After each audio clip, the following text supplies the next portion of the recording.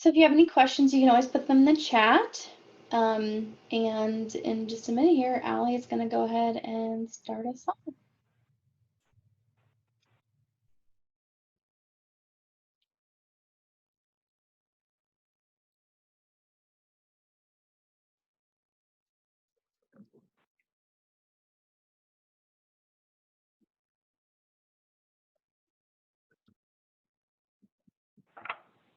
Good morning.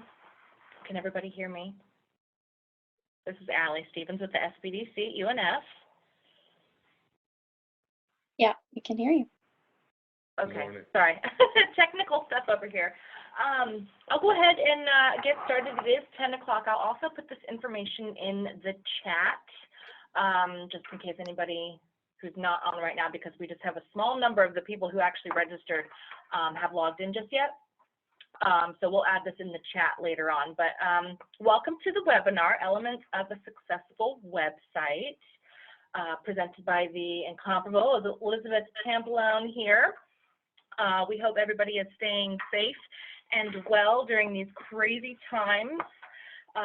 We are here at the Florida SBDC at UNF to help you stay in business and stay afloat and keep you informed and armed with the best information that we have during all of this chaos. Again, my name is Allie Stevens. I'm the Marketing and Training Coordinator. I'm sure all of you have gotten an email or several from me over the past couple weeks. Hello. I just wanted to hop on here and remind everybody that we will be sending out a survey evaluation after today's webinar, because we like our feedback. It helps us to provide optimal training for small business owners just like you. And then also I wanted to remind you we are doing Webinar Wednesdays for the foreseeable future while everybody is doing virtual training. We have our next one is going to be next Wednesday, April 29th at 10 a.m. on the topic of communication challenges when you and your staff are working from home. Stay tuned later today or tomorrow for registration information on that. And with all that said, I'm going to hand it over to Elizabeth to get started. All right, well, thank you. So today we're going to be talking about the elements of a successful website. So I'm going to go ahead and share my screen with you. Let's see here. All right. And I do have several examples, and we are also going to be showing some audits as well. I'm going to do some live audits. All right, let me just make sure that I've got everybody on here, because I want to make sure that we have, I could see the participant list. There we go. I just want to make sure if anybody popped in while I was presenting, we could see that. All right, so like I said, thank you so much for being here, everybody. And if you do have any questions, you can put them in the chat. I am having some tree trimming guys. They came this morning and they were like really quiet, and now they're being loud again. So if they are loud in your ear, I do apologize, but hopefully my microphone is like the best because I got the best one, so we should be good. All right, so what we're gonna do is go ahead and start with this little presentation here. And I love websites. I love website design. I think it's one of the best things you can do for your business is to have a website. A lot of times people think that they don't need a website and that they could just get by with like Facebook or something, but really there are 5 pillars to your marketing, and this is one of those 5. It's like having a 2-legged chair or a 3-legged chair. It's not quite stable. So there are actually 5 pillars of marketing, and this is basically the second pillar. First one is branding. And in order to have a great website, you have to have a great brand. And if you don't have a great brand, that can be an issue for your website. And that can actually make your website not very, I don't want to say compatible, but it will make it less appealing to the people you're trying to actually reach. So we want to make sure that our brand is good, and it's going to help make our website better. It's going to help make our marketing better in general. Our Facebook pages, our you know, anything that we're doing, it's going to help make all those things better. So just keep adding more and more people. They're hopping on. This is great. So we're going to go ahead and get started with this. My name is Elizabeth Pampalone, and I am a trainer with SBDC. I do a lot of stuff for them. I also do a ton with SCORE and a bunch of other organizations, and I also run my own company. So I'm in this with you guys. I know what it's like running a business right now. And I do feel like there are ways we can thrive, and I feel like our websites, again, are part of that. So this is just a little bit about me, some of the different numbers of years I've been involved with different things. I work a lot with nonprofits and small businesses, and I also started creating websites in one day about a year ago, or I'm sorry, about 4 years ago, and I just do them in one day. So we start and we finish all in one day. Your whole website is done. Even if you come with a half-done website, you know, pieces of a website, we start over, we give a fresh, clean slate, and hopefully the tips that I'm going to share with you today are going to give you some ideas on what I would do with a client, especially when we do the audit portion, which will be the latter portion of today's training. So just make sure you stick around for that, because I'm going to pick 2 people at random, and we're going to pull your website up, and we're going to go ahead and do a little mini audit to go through that. I'm also going to give away a couple of audits for people who really, really want them, who didn't get picked, and we're going to show you that link towards the end. So let us jump right into this. I believe that your website should be beautiful and functional. It should be both. It shouldn't be just one. You need to have something that's appealing to people, but you also need to have something that is going to be functional to the point where I can go to it and I can know this is what I need, this is what I need to get, and you don't really have any other issues navigating it. You don't like hunting around trying to find things. Also, just make sure real quick in the video information here, make sure that you can hear me and see me clearly. So if you can't for some reason, or I get glitchy, let me know in the chat, and I'll try and do something to fix it if I can. So anyway, just with the functional sites, you want to make sure that if a client goes to your site, a potential client especially, that they can do everything they need to do with very little effort. And you want them to do the things you want them to do. And we're going to walk through a little bit of that today as well. All right, so I'm just adding more and more people. This is great. So what do you do? This is our first step, and it's also our first foundational layer. I always, when I sit with clients and we start off our website in a day, we sit down and I ask, what do you do? Because when I come in with a client, I actually don't do any research on them. And I do this on purpose because I want fresh eyes. I want a fresh way of saying, you know, I don't know anything about you. Tell me as if you were telling a person for the first time. And this really gets you the ability to see what is your simplest form of saying what you do. Because when we do our 30-second pitches, we might have a pitch written, we might have something where, you know, we are, you know, kind of being impressive and like using big words and things like that in our pitch, but we don't necessarily have to. But if someone walked up to you on the street and they said, oh, well, what is it that you do? You would be able to say it like super simple. You might fumble around a little bit for the words, but it's going to be this boiled down version. And that's what I really want you to think about for this first piece. What is that boiled down version? What is that one sentence that if I literally was just like, right now, tell me what you do, what would you say? So if you want to just take a minute and and usually it's best to say it verbally. I think I have everybody muted. So if you want to kind of say it out loud and like write it down as you say it, because this is going to be the best way to really capture that. But you want to do it so where you're saying it out loud, it's like conversational, and you just want to boil that message down to just one tiny little sentence, sometimes even just part of a sentence. And you want it to be very clear, almost to have, and you know, we go through school and we hear the who, what, when, where, why, how, all that stuff. It's almost that. You know, who do you help? Why do you help them? How do you help them?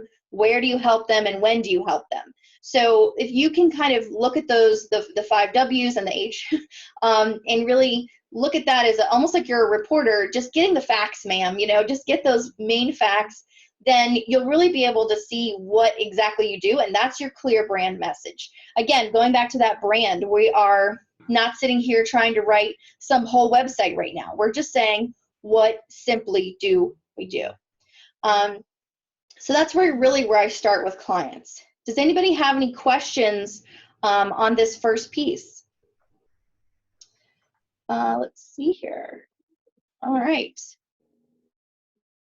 So we're going to be doing some audits a little bit later. Someone just asked me a quick question about audits, but yeah, we'll do some audits a little bit later, and you'll get a chance to see some, and we'll also tell you how you can get one as well.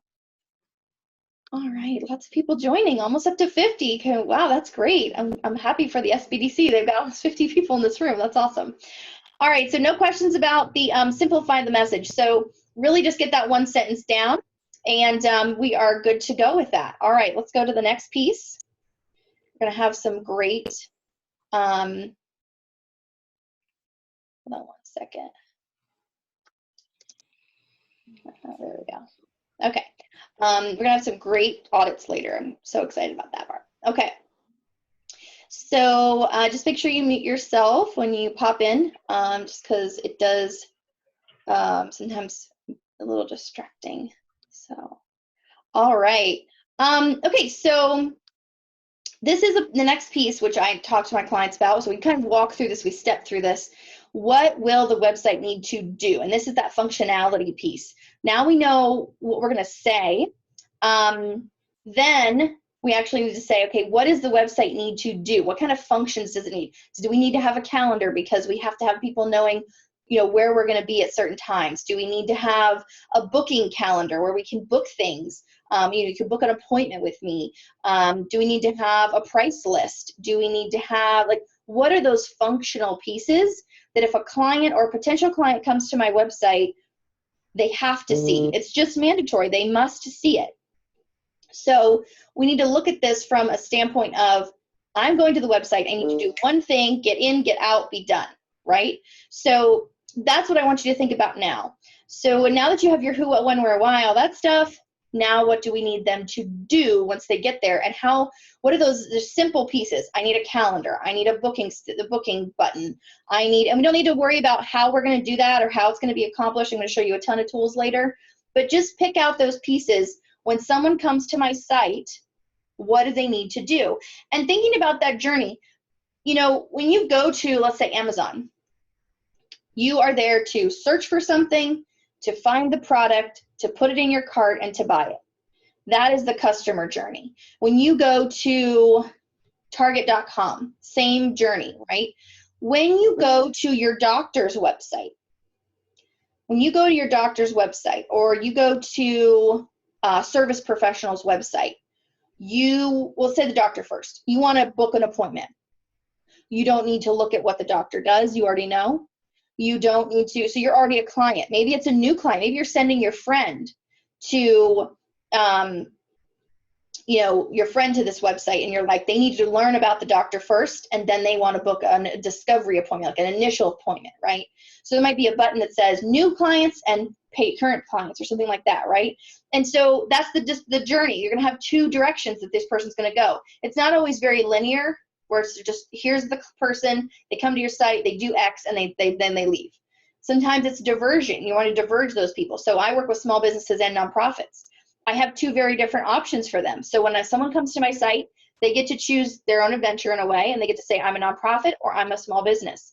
And so then they have two options to go which direction that they want to go. They might look at both, which is fine, but they really do have this option where they can say, I'm this or I'm this, and now I know exactly who I am, and I know where I need to go with that. So you don't have to always overthink it and wondering, like, well, what is the customer journey? Sometimes the customer journey is, I want you to come to my site, I want you to download this freebie, and then I'm going to nurture this relationship with a lot of emails after the fact and drip campaigns, and maybe I'll reach out by phone, and so all those things, right? So you may want them to do that first so that you can basically put them into your funnel and they can do something else later. But other times you may say, I want them to just come to the site and see what we're about and then book a call with us. And then you have current clients, you might want them to go to a very specific page, funnel them over here. They don't need to read all about you, they already know you. So there's just different pieces of that you want to think about, is what does the website need to do? For me, we have clients that do tickets. So if a client's with us with maintenance or on one of our managed services for marketing, they'll say, hey, I need this email done, I need this post sent out, whatever, right? So they'll actually go to a special page just for them, and it will be a ticket page, and they'll fill it out. Now, that's a very special form, and that form has an upload for images. They can upload Word docs. They can upload all kinds of stuff. But that's a functionality that I need for me, okay? So now think of, I have another client. They have a storefront, and they have a manager that runs that store. Well, they were having trouble that the manager was kind of forgetting to tell them things that happened, like incidents, but they didn't have a way to really do like incident reports. So we created a special hidden page on their website where the manager could fill in an incident report when something happens, who it was involved, what it was about. Maybe it was about an employee, maybe it was about a customer, and then the owner would get this incident report through email. They could see what happened, when it happened, and it would take the manager about 5 minutes. And she said, oh my gosh, this is going to be so easy to put, because we told the manager about it like together, which was really cool. And she was like, this is going to be so easy for me to just say, okay, once something happens and I've dealt with it, I can go to the computer, type this in really fast, and not say, oh, I forgot to tell you, or oh, whatever. So this really solved a huge problem that they were having just internally, just because the communication was getting missed. And she's like, I'm just going to add this to my like procedure, right? So you're going to do A, B, C, and then D. And that was just something we added to the website. Very, very simple form, but it was something that helped them tremendously. So things like that, even thinking a little bit outside of what do the customers do, thinking about what does your business do, what does your business need, and maybe we add some of those things as well. All right, any questions about the website journey? And maybe jot some things down. Did everybody jot something down, I hope? All right. If you have any questions, again, I'm monitoring the chat on the side, so just make sure you message me there if you have to. Okay. So let's talk about the platforms that I would use for different people and why. So if you're going to use a website builder for your services business or for small e-commerce, and by small e-commerce, I mean less than 100 products, less than even 50 products. I have one that I'm going to show you in a little bit they have one product. Usually that's how you start. You start with one really awesome product and then you add from there. But they have one product, very, very simple. But it's Squarespace is a great platform for that. Just helps you get going. It's very expandable. You can do a lot with it. It's just basically elegant. And it just starts off elegant. So you never start off with a website that looks cheap or that looks like you did it yourself. It always starts off looking great. And then you can add to it from there and get it professionally done from there. The second one is for people who want to build for big or complex e-commerce sites. I had someone who was messaging me, and they said, I really would just like to talk to you. And so finally I had a phone call with her, and she said that she wanted to sell these, like, they're big pieces of machinery, but she wanted someone to be able to click, I want to add this piece, I want to add this piece, I want to add this piece. So like almost like customize their own big piece of machinery, because she builds these like trailers. That's not something Squarespace can do. It's just not a functionality that they do well at all. It's a horrible way to do it. So I told her Shopify, and they actually had an exact plugin for Shopify that you bought. It's like a per month option, but it was going to be worth it for her. That was on top of Shopify that actually did exactly what she was talking about, building trailers. And I just thought that was amazing. So we did I did literally 5 seconds of research and found that Shopify was her best option.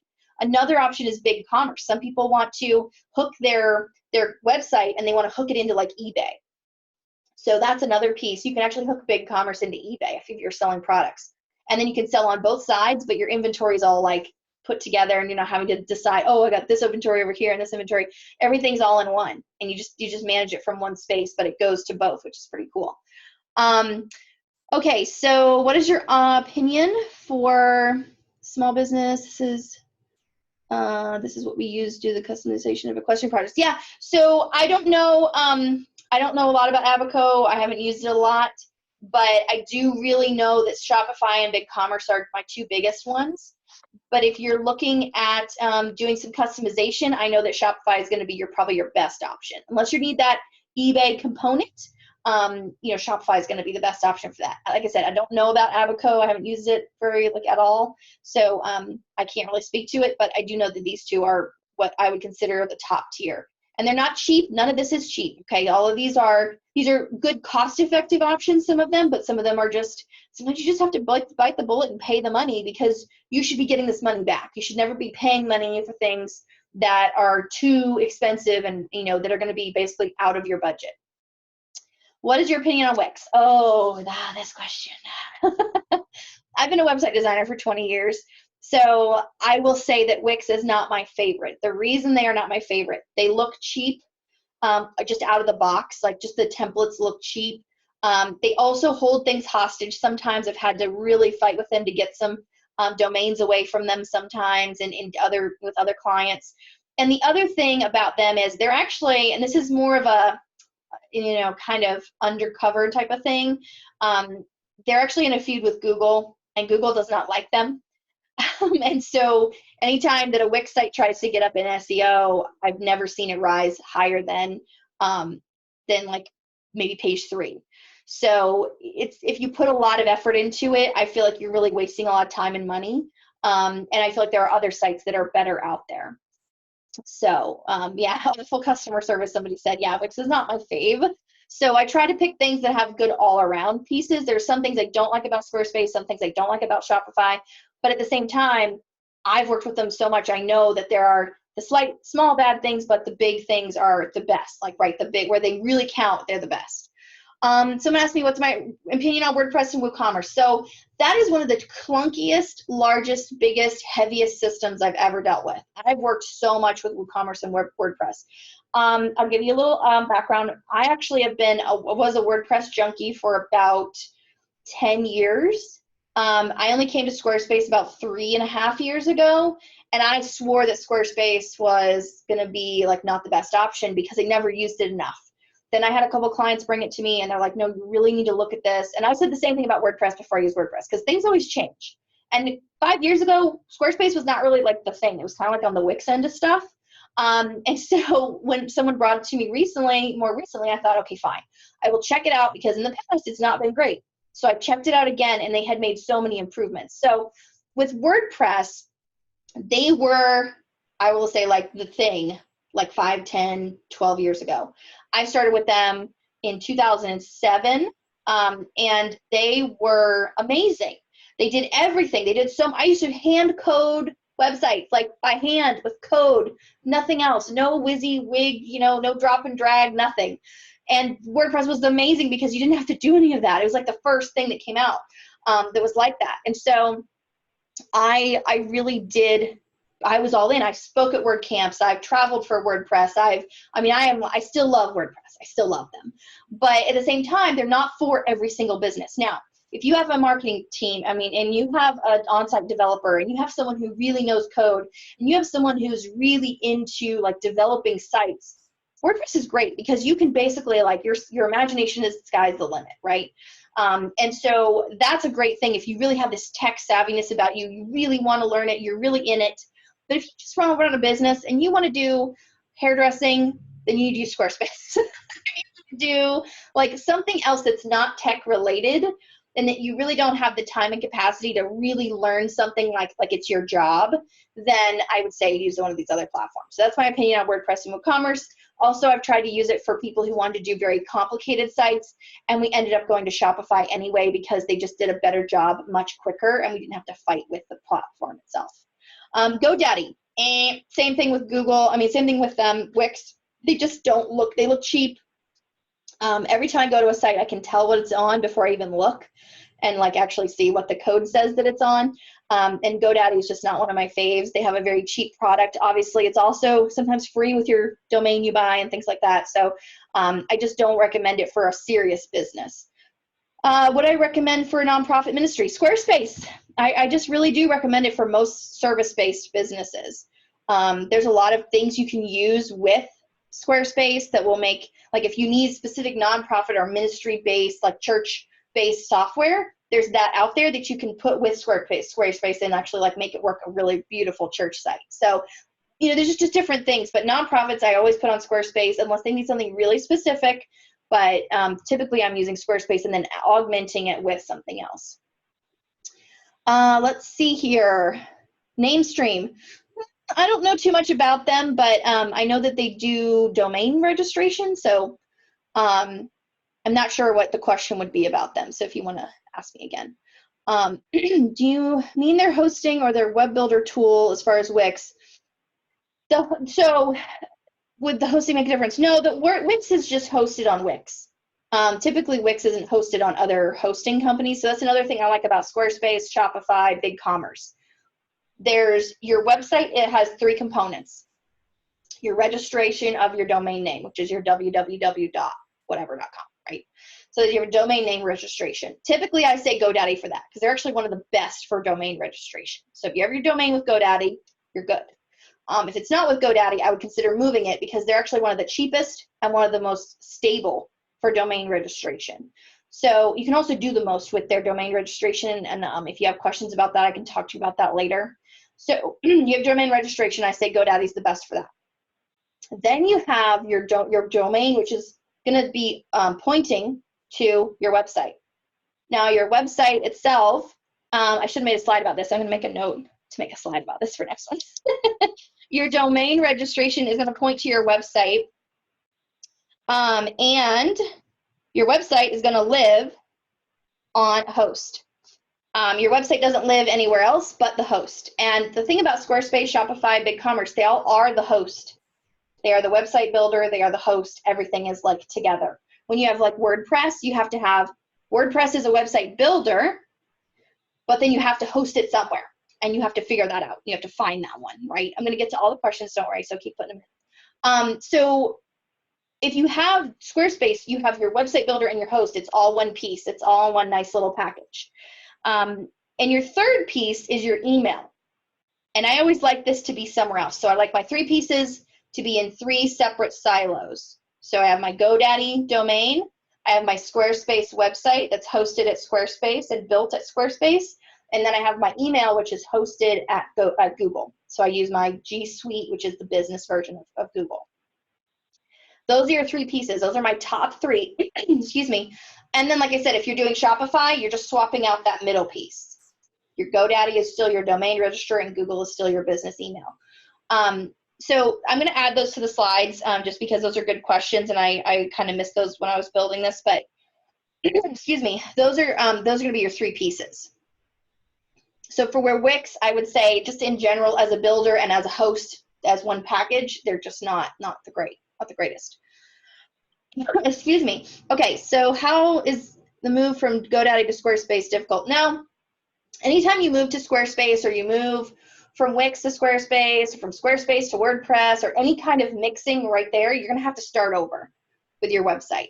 You have to just start over. Not saying that you have to chuck everything you've got, because you can say, oh, I'm going to build a new about page. You build your new about page, you take your content, move it over, copy and paste, done. But you do have to start over. You're not just migrating. There's no like one-click migrate me over button. You have to redesign the site. Name stream for health and wellness platform, implement a website. Okay, yeah, the ones that have like, oh, we're a real estate company and we have real estate stuff that you can use, all of our software, and then we also give you a website. The ones that say that kind of stuff, or like this one, health and wellness, oh, and you can have a website. Those I would watch out for because you're gonna be stuck in that. You're gonna be stuck. If you use all their stuff, you use all their stuff. That's it. You're not going to be having options to expand your site later. There may be a lot of restrictions with their sites. So just watch out for those ones that say, you know, you're in this industry. We'd love it if you would, you know, come over here and use all of our stuff. It's going to really stick you in there. All right, let's see what else. These are really great questions, you guys, by the way. All right. All right, let's see what other questions we've got. I use Squarespace for hosting and host sponsor for my domain. Okay. Thoughts of doing that way since you're locked into one hosting company. Yeah, like I said, you want your domain in one, you want your website with one, and then you want your email with another. And this does give you this division of property so that if something happens and you are, you know, let's say your email goes down, you know, it doesn't affect your website. Let's say your website has some issues. It's not affecting your email. So I try to keep those 3 things siloed out. WordPress.com is different from WordPress.org, someone asked. Yes. WordPress.com is basically like a Squarespace type of site, but it's very, very, very limited. If you go to WordPress.org, again, what I mentioned before, you have a hosting company that you have to just choose at random, and then you have WordPress.org that you are taking their software and putting it onto your new host that you've figured out. So just make sure that if you're using one of those, they're very limiting. WordPress.org is very complicated. You have to have a little bit of tech savviness about you. And then WordPress.com is a little bit easier, but you're really, again, stuck in that platform. And again, it's very limiting. So just keep an eye out for those things.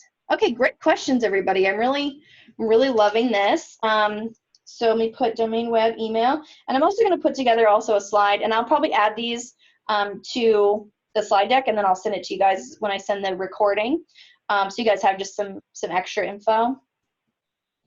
WordPress.org versus WordPress.com, and then Wix and other platforms. So I'll add another little slide for you guys. Okay, awesome. So let's go to the let's go to the membership platform section. This section is my favorite. I use something called MemberSpace, and MemberSpace is basically a plugin. It's a third-party piece that you bring into your website to make it a membership. And the reason I love it is because you can add it to any website, even WordPress sites. So if you're like hardcore in WordPress, you can actually add this to a WordPress site, a Squarespace site, pretty much anything. Shopify and BigCommerce, they're strictly, I won't say strictly, they're really focused on e-commerce. So you're not going to need membership there. They actually have their own little things they do. But if you have a regular old website that just has, Squarespace, WordPress, whatever, then MemberSpace is going to be a great option for you. I'm actually going to show some examples of that later. So, so you stick around, and I'm going to show you some like behind the scenes stuff for that. And then Kajabi. So I know a lot of people probably heard about Kajabi. With Kajabi, you're spending about $100 a month. So it's a little more on the expensive side, but you don't have a separate website. You don't have a separate thing. You're just using Kajabi, if that makes sense. They're hosting everything. They are basically managing the software, like all the membership, the website, everything, the e-commerce is all together in one platform. So you're not really going outside of that. You're having your whole website, all your membership, everything is together. Did you say Squarespace does small e-commerce? Yeah, small e-commerce meaning like 5 to 10 products, maybe up to 100, but nothing really more than that. They really don't, they're not robust enough for that. And I wouldn't want you to be in the Squarespace, platform. I would want you to actually go to Shopify or like BigCommerce for more than 100 products. Can you please give an example of how membership platform is used? So let's say, and I'm going to show an example later, but I do have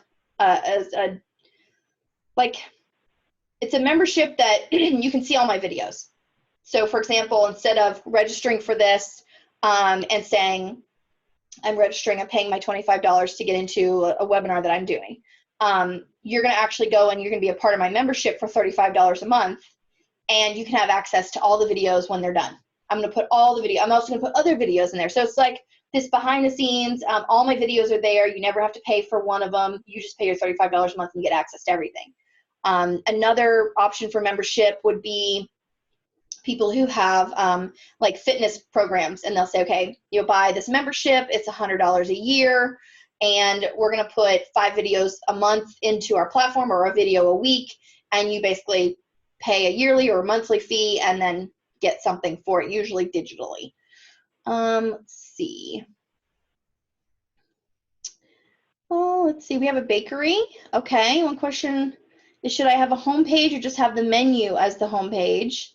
My question is, if we go over how to add HTML, DNS. Okay, I'm not going to go over HTML and DNS today. It's very, very specific to each person because your programs are all going to be different. But if you want to contact me later, I can definitely help you with that. and maybe give you some resources. And then if not, if that's not working, then we can talk about one-on-one. But yeah, membership for virtual classes. Yeah, exactly. So it's another option for membership. But usually membership includes some form of e-commerce and also monthly and yearly payments that can be made.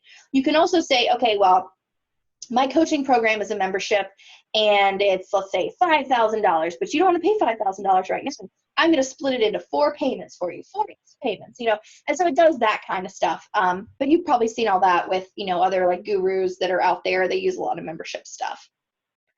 Okay, is everybody good with this piece? I know I've got a few things I'm going to add, but is everybody pretty good with this? I'm going to move to the next one because we got some great examples, and I want to make sure we get to the audits. All right, so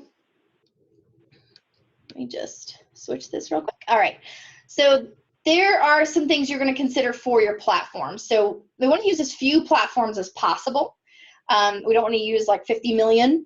Like I said, we have 3, right? We have our one that's going to be for our domain, one for our website, and one for our email. So those are 3. We're starting with 3.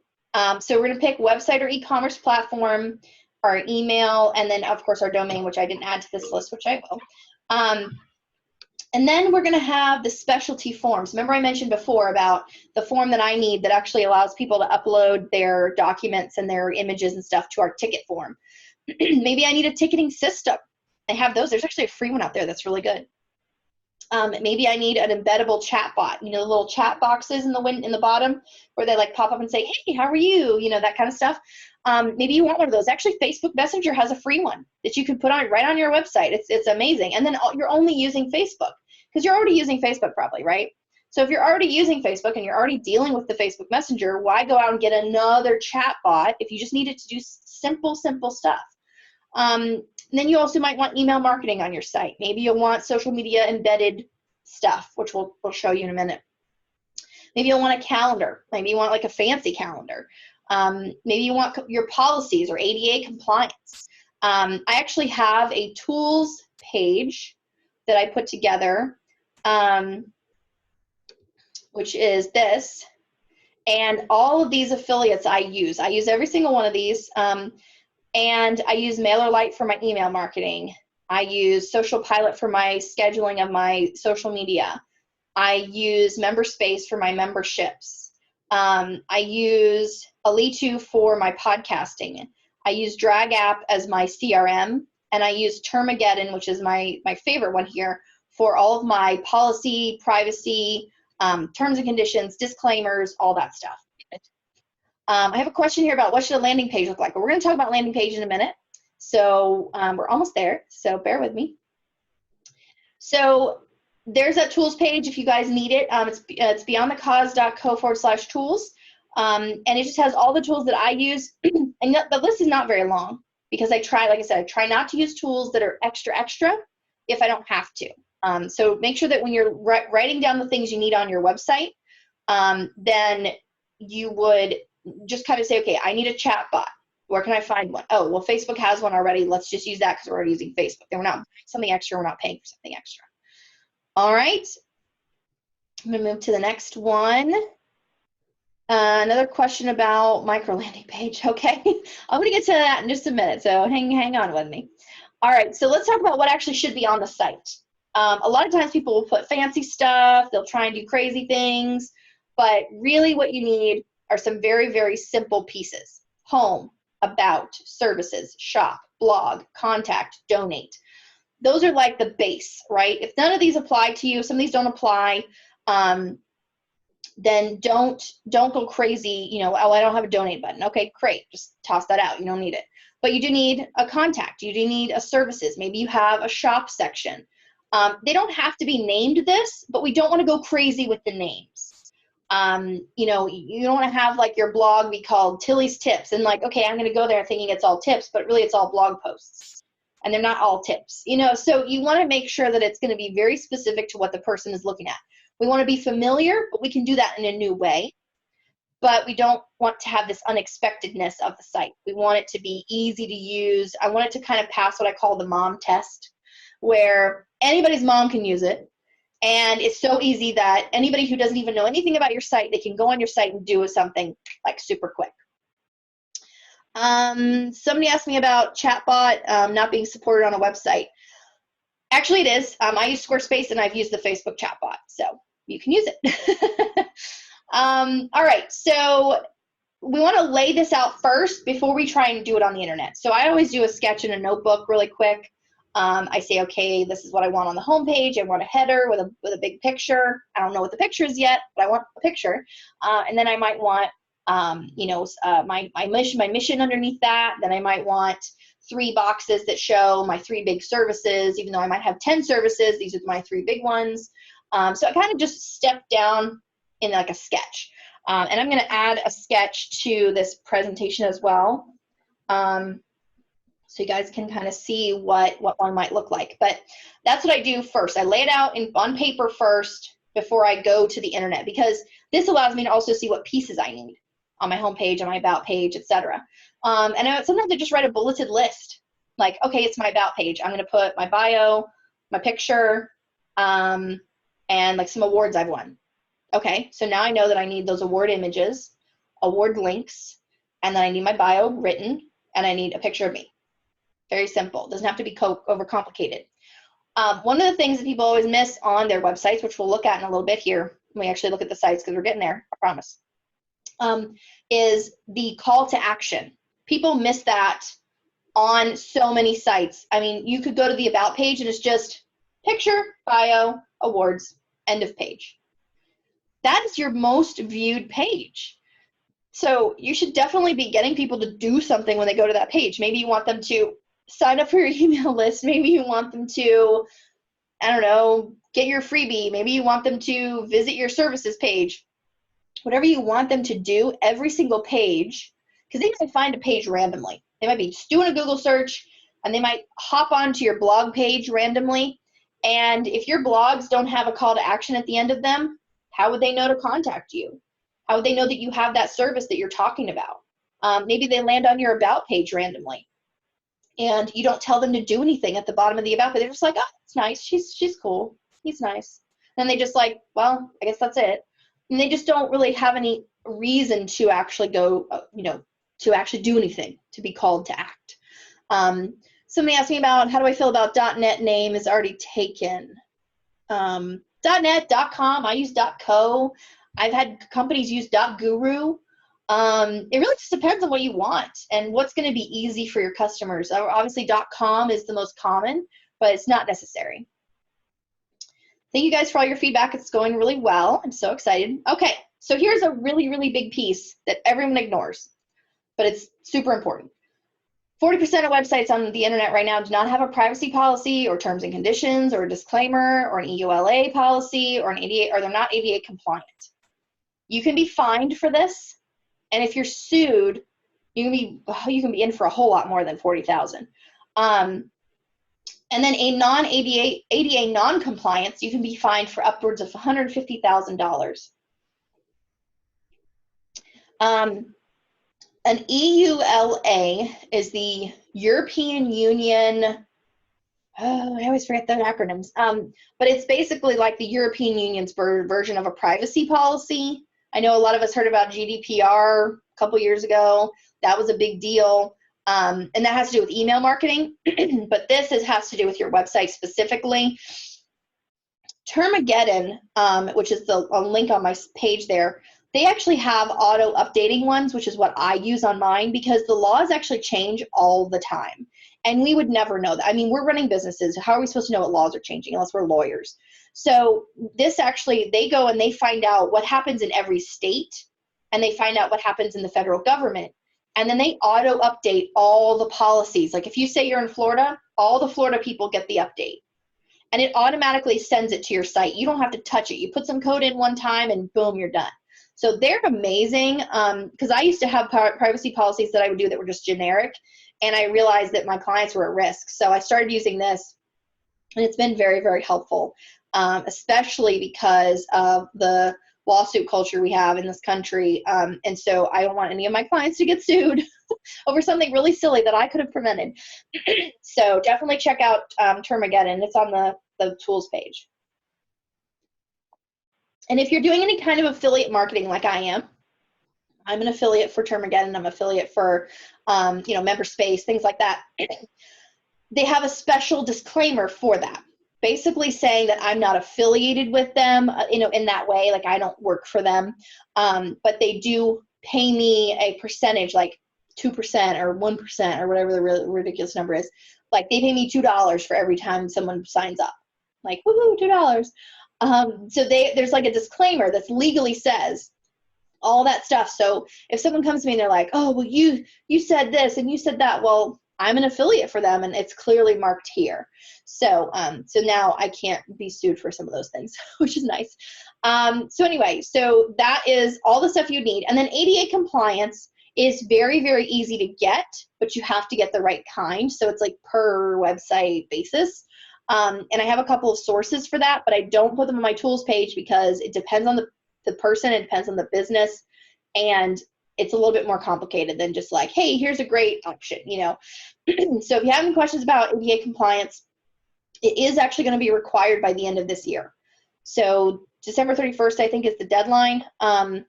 It might have already passed. I think it was maybe even in June, but anyway, I think it's at the end of December now. So we're coming up to, or we may have just passed, I can't remember which the deadline is, but if you go online, you look up ADA compliance website deadline, it should give you a date. So, but yeah, if you're having questions about that, please let me know and we can look at your site and get you the right stuff on there. And it's not not really complicated to actually put in, but you have to pick the right one. Am I an affiliate for Squarespace? Darn it, gosh darn it, no. The only thing that I get from Squarespace is if I help a client build their site, then I get to give that client 20% off of their site price. And I get to give them a free year of Google email and a free domain for a year. So I've got some perks I can give away, but I don't actually get anything from Squarespace. They just help me run my business much better, so I'm happy about that. But if anybody does a site with me through Squarespace, like, and I use Squarespace to do it, then I get all that cool stuff for them, which is pretty fun. All right. We're going to look at a couple examples. The first one is a current client. This is Old Man's Daddle Sauce, and they are on Squarespace. So this is a Squarespace store, and this top row of images is actually their Instagram feed. So every time that you go to their website, there's different images up there because they're always adding to their Instagram feed, which I think is pretty cool. So their website is almost like constantly being updated, and all they're doing is working with Instagram. Here's their main sauce, and they also have a little freebie of recipes that you can download. So, and their little freebie is so cute, by the way. I do encourage you to download it. Okay, so let's see. Show me the sauce. Let's see. What if you already have a Squarespace site and you begin having it? So if you already have a Squarespace site and you've already paid for it, I can't really give you anything from that. But if we start over, I can give you some stuff. So maybe we think about that. All right, so this is the sauce. This is just the image. It's got a little bit of, you know, information here. How many do you want? And then it has their nutrition facts, ingredients, and where it's bottled. And we just click send me the sauce. I'm just going to go through this really quickly so you can kind of see. And it just adds it to my cart. I can click on the cart, and there's my cart, and I can check out. It's very, very simple, very, very clean. If I go to shop, I can see their 1, 2, and 3 pack, or 1, 3, and 6 packs here. And they have free shipping, which is awesome. And then if I go to locations, these are all the places you can actually buy it locally. And you can start carrying the sauce. So this is an embedded form. If you wanted to actually sign up for that, you could. And then the tour is, they're actually going to be, well, they were going to be at one of these Bike Fest. So anytime that they sign up for something, they put it on their calendar, and then you can see, oh, they're going to be at this festival, etc. Obviously not right now, but that's the way that it's supposed to work. And then we have their about page, which is just their story. And it's just, they're just really cute little company. They're really fun to work with. So that's an example of a very simple e-commerce site. Here's an example of a more complex one. Let's see. All right. Oh, I got lots of music going on. Don't know what that is. Oh, that's right. It's on the website. Sorry, I forgot. She put music on the site. So let me turn that off if I can. No? Okay. So this is a bridal or like evening gown site. And it is gorgeous. This is actually done with Shopify, if you believe it or not. I didn't know Shopify could look this good, like this elegant and this clean, but it really can. And if you work with it correctly, you can do something just as good. So they have all the sizes, and this is, like I said, more complex because they do have like the different sizing. There's so many products on here. This is their Instagram. And then they have just, follow buttons down here, email. So it looks like a regular old website, but it is Shopify, which I think is pretty awesome. And you've got the little cart, search, and then you've got, if you want the prices in US dollars, then you can do that and you switch it over. So, which this is, again, a function of Shopify. Again, if you need that more different functionality where they're selling internationally, they want to actually, look, there it is in pounds, how much this dress is in pounds. Like, that's specific functionality that you may need. And this is what Shopify can offer. But if you do it correctly, this is what your site can look like. This is pretty darn elegant, I feel like. Okay, what calendar is used on the website you just showed? That's actually just Shopify calendar. I'm sorry, Squarespace calendar, the one I showed for Old Man's Daddle Sauce. Just a regular old Squarespace calendar. Very easy. Mine is Shopify and doesn't look as good. I did not do this site. I cannot take credit for this one, unfortunately. But it is the best Shopify site I've seen. The last Shopify site I worked on, unfortunately, the client did not last very long, and it was very sad. But this is like my example because this is the best site, but I didn't do it. So, what is that dress website? It is a great site. It's called Luna Lily Boutique. They're amazing. So, all right, let's go on to a couple more examples. This is an example of an informational site. This is a hairdresser that I work with here locally in Jacksonville. His shop is amazing, and they're currently closed for COVID, but he did put up a little video, and he could purchase products, gift cards. You can do a 45-minute styling call, and also home color kits, which I thought was cool. And then they have a book an appointment for when they come back. You can download their app, etc. Their gallery, their about, their services, and then this is their Instagram feed right here. Okay. Well, they have some awards and stuff down here. They also are the official sponsor of the Roar, so they do all the cheerleaders' hair and extensions. So let's go to their services page. The only thing that's really changed for them is their about or their homepage because of what's happening. So a lot of homepages are changing because of that, but it's going to be temporary, and they're going to go back to the way they were before once they get back into their shops and stuff. But this is his services page. He wants to put the pricing on there. Some people don't, which is fine. I always like to put starting at prices at the very least. I am in because now. People Period. Thanks a lot. so that people are actually not saying, oh, well, I need a blowout, and then you're like, oh my gosh, it's like $50. I was not expecting it to be that much. So if you at least have a starting at price, people know, oh, you're too expensive for me, or yeah, that's actually a great price, I'll take it. So you want to just give yourself that upfront feel of, this is how much it costs, I don't want to be hiding my pricing. And then you're not going to get a bunch of what I call looky-loos trying to just fetter out, okay, can I afford these people? You want to just make sure that that's up front. So I like to put the pricing on different websites that I work with. Some people don't, but that's just me. So then they have additional services, and these services are very specific to, like, they can't really give you a price. And this one too, these right here, double process balayage, Brazilian blowout. They have to see your hair before they can tell you how much it's going to be. So they have to do a consultation, and then they can give you a price. But these are just kind of some standard pricing that they do. Again, gentlemen down here, and they just have a few for that. They have their cancellation policy, book an appointment. You can call the salon. So just some very basic info. It doesn't have to be super fancy. This is a really great about page as well if you're looking at like a design for your about page. Very clean, very simple. Everybody has about the same size bio. And they all have the same images because they were taken by the same photographer on the same day. And they all decided to wear like a light or white shirt, right? So everything's really light colored, and then with a dark background. So it just gives it that uniformity, and it gives you that feel of the team cohesiveness. when you're on this page. And then they have their gallery, which is just some of their photos that are on Instagram.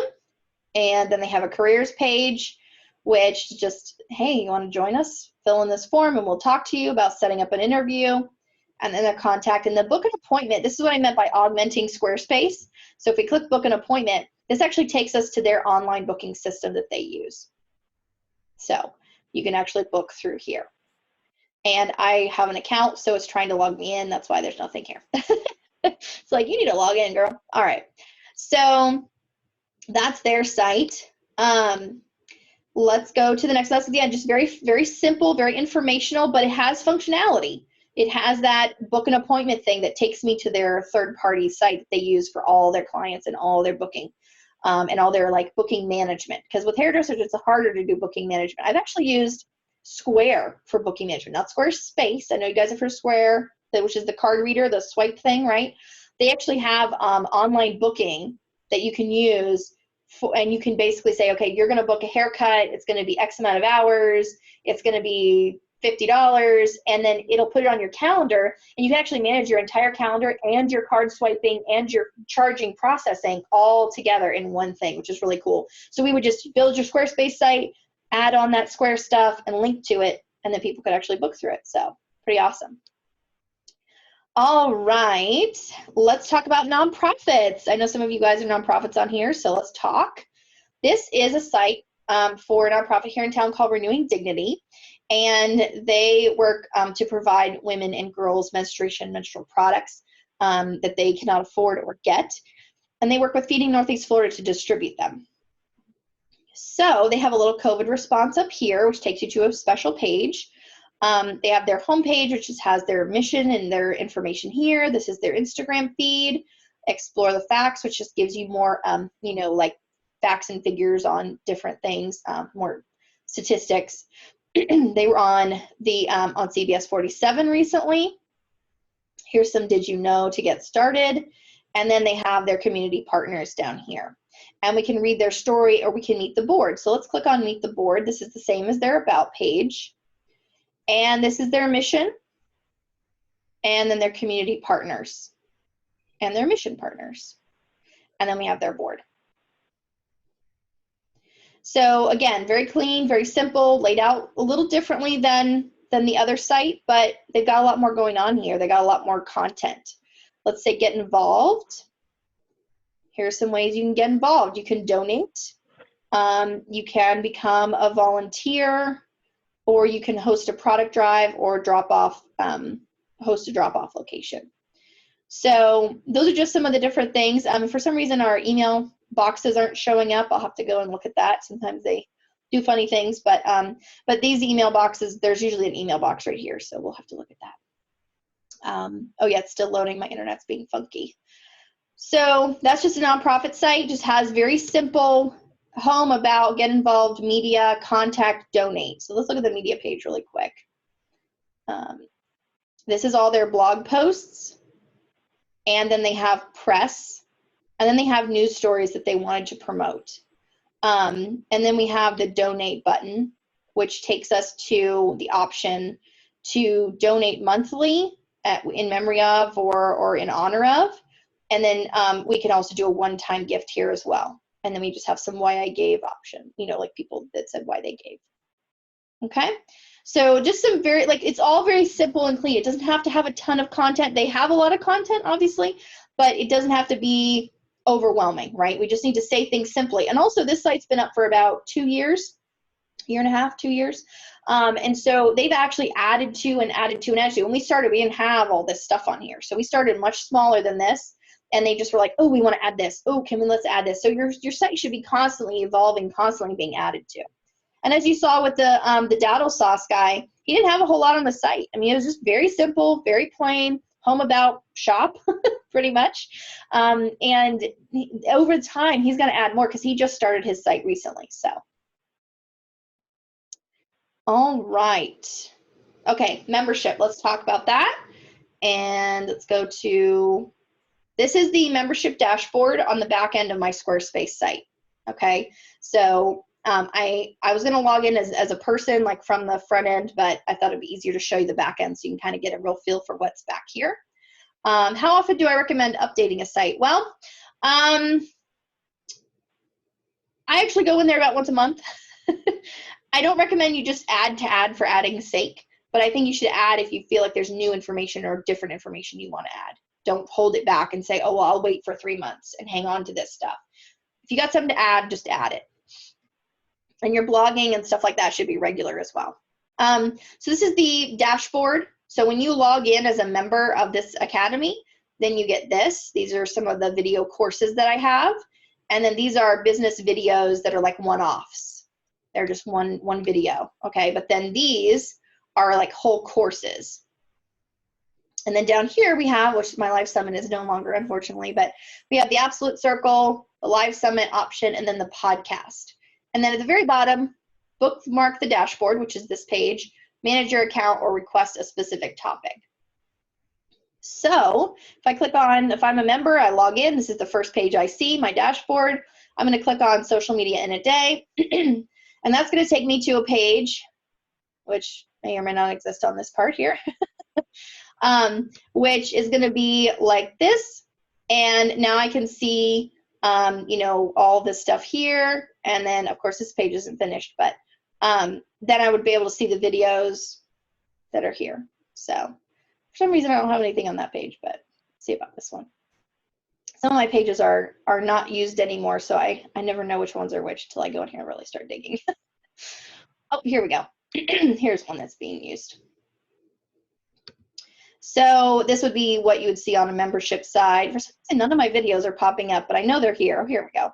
So yeah, so here's this, and I can see all these videos in succession, and they're just the whole, and you can see here on the side it says course, networking group, startup, and then it says why, location, date, and time. So these are all the sessions for this course.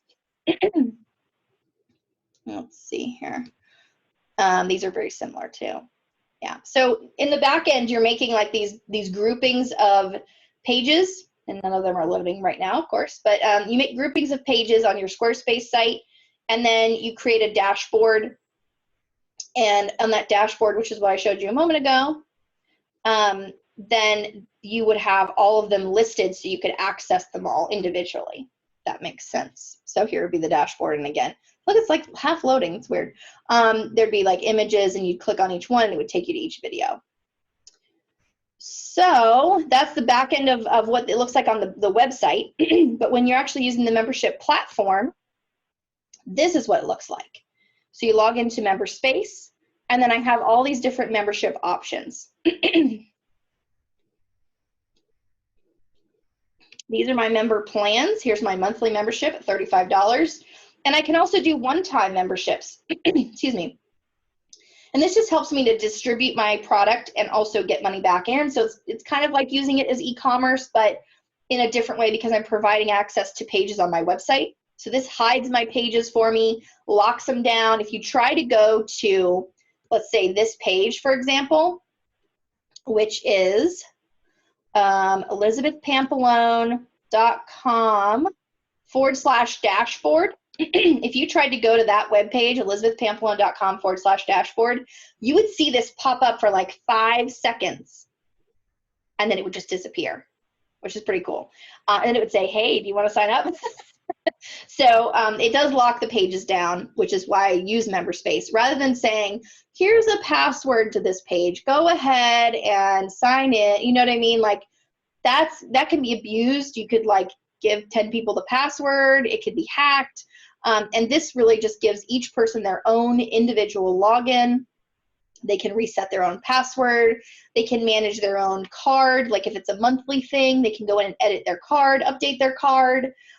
All of that is done through MemberSpace, and then it connects to Squarespace, a little bit of code, and it's very, very simple to set up. So I build these in one day with a client because they're so quick and easy to set up. But you want to make sure you have the content already ready to go. Like, okay, I have this course, or I know I want to build this course, and what pieces do I need to build this course? Okay, I'm going to have links. Here are my links, and then I'm going to put a video. So let's say, example, I might build this page for someone. We'll put all the links in because we can find that really quick. And then the videos, I'll just have like a block. and you can, you can go in and say, okay, this is a placeholder for your video, and then here's another placeholder for your video, etc. Okay, so then you could build it out, but you don't have to have everything done just yet, but you want to have most of it at least planned out. All right, let me go to the next one. Now, you mentioned blogs. You don't, someone says they don't have one necessarily. I do like having blogs. I do really recommend people use them, but there's reasons I would use them. Can content and member space be rolled out in phases such as weekly videos? Yes, they have drip content. So you could actually say on let's say someone signs up today, and this is day 1, and then you have a video come out on day 7, day 14, day 21, right? Let's say someone signs up tomorrow. Well, they already missed video 1. No, they didn't.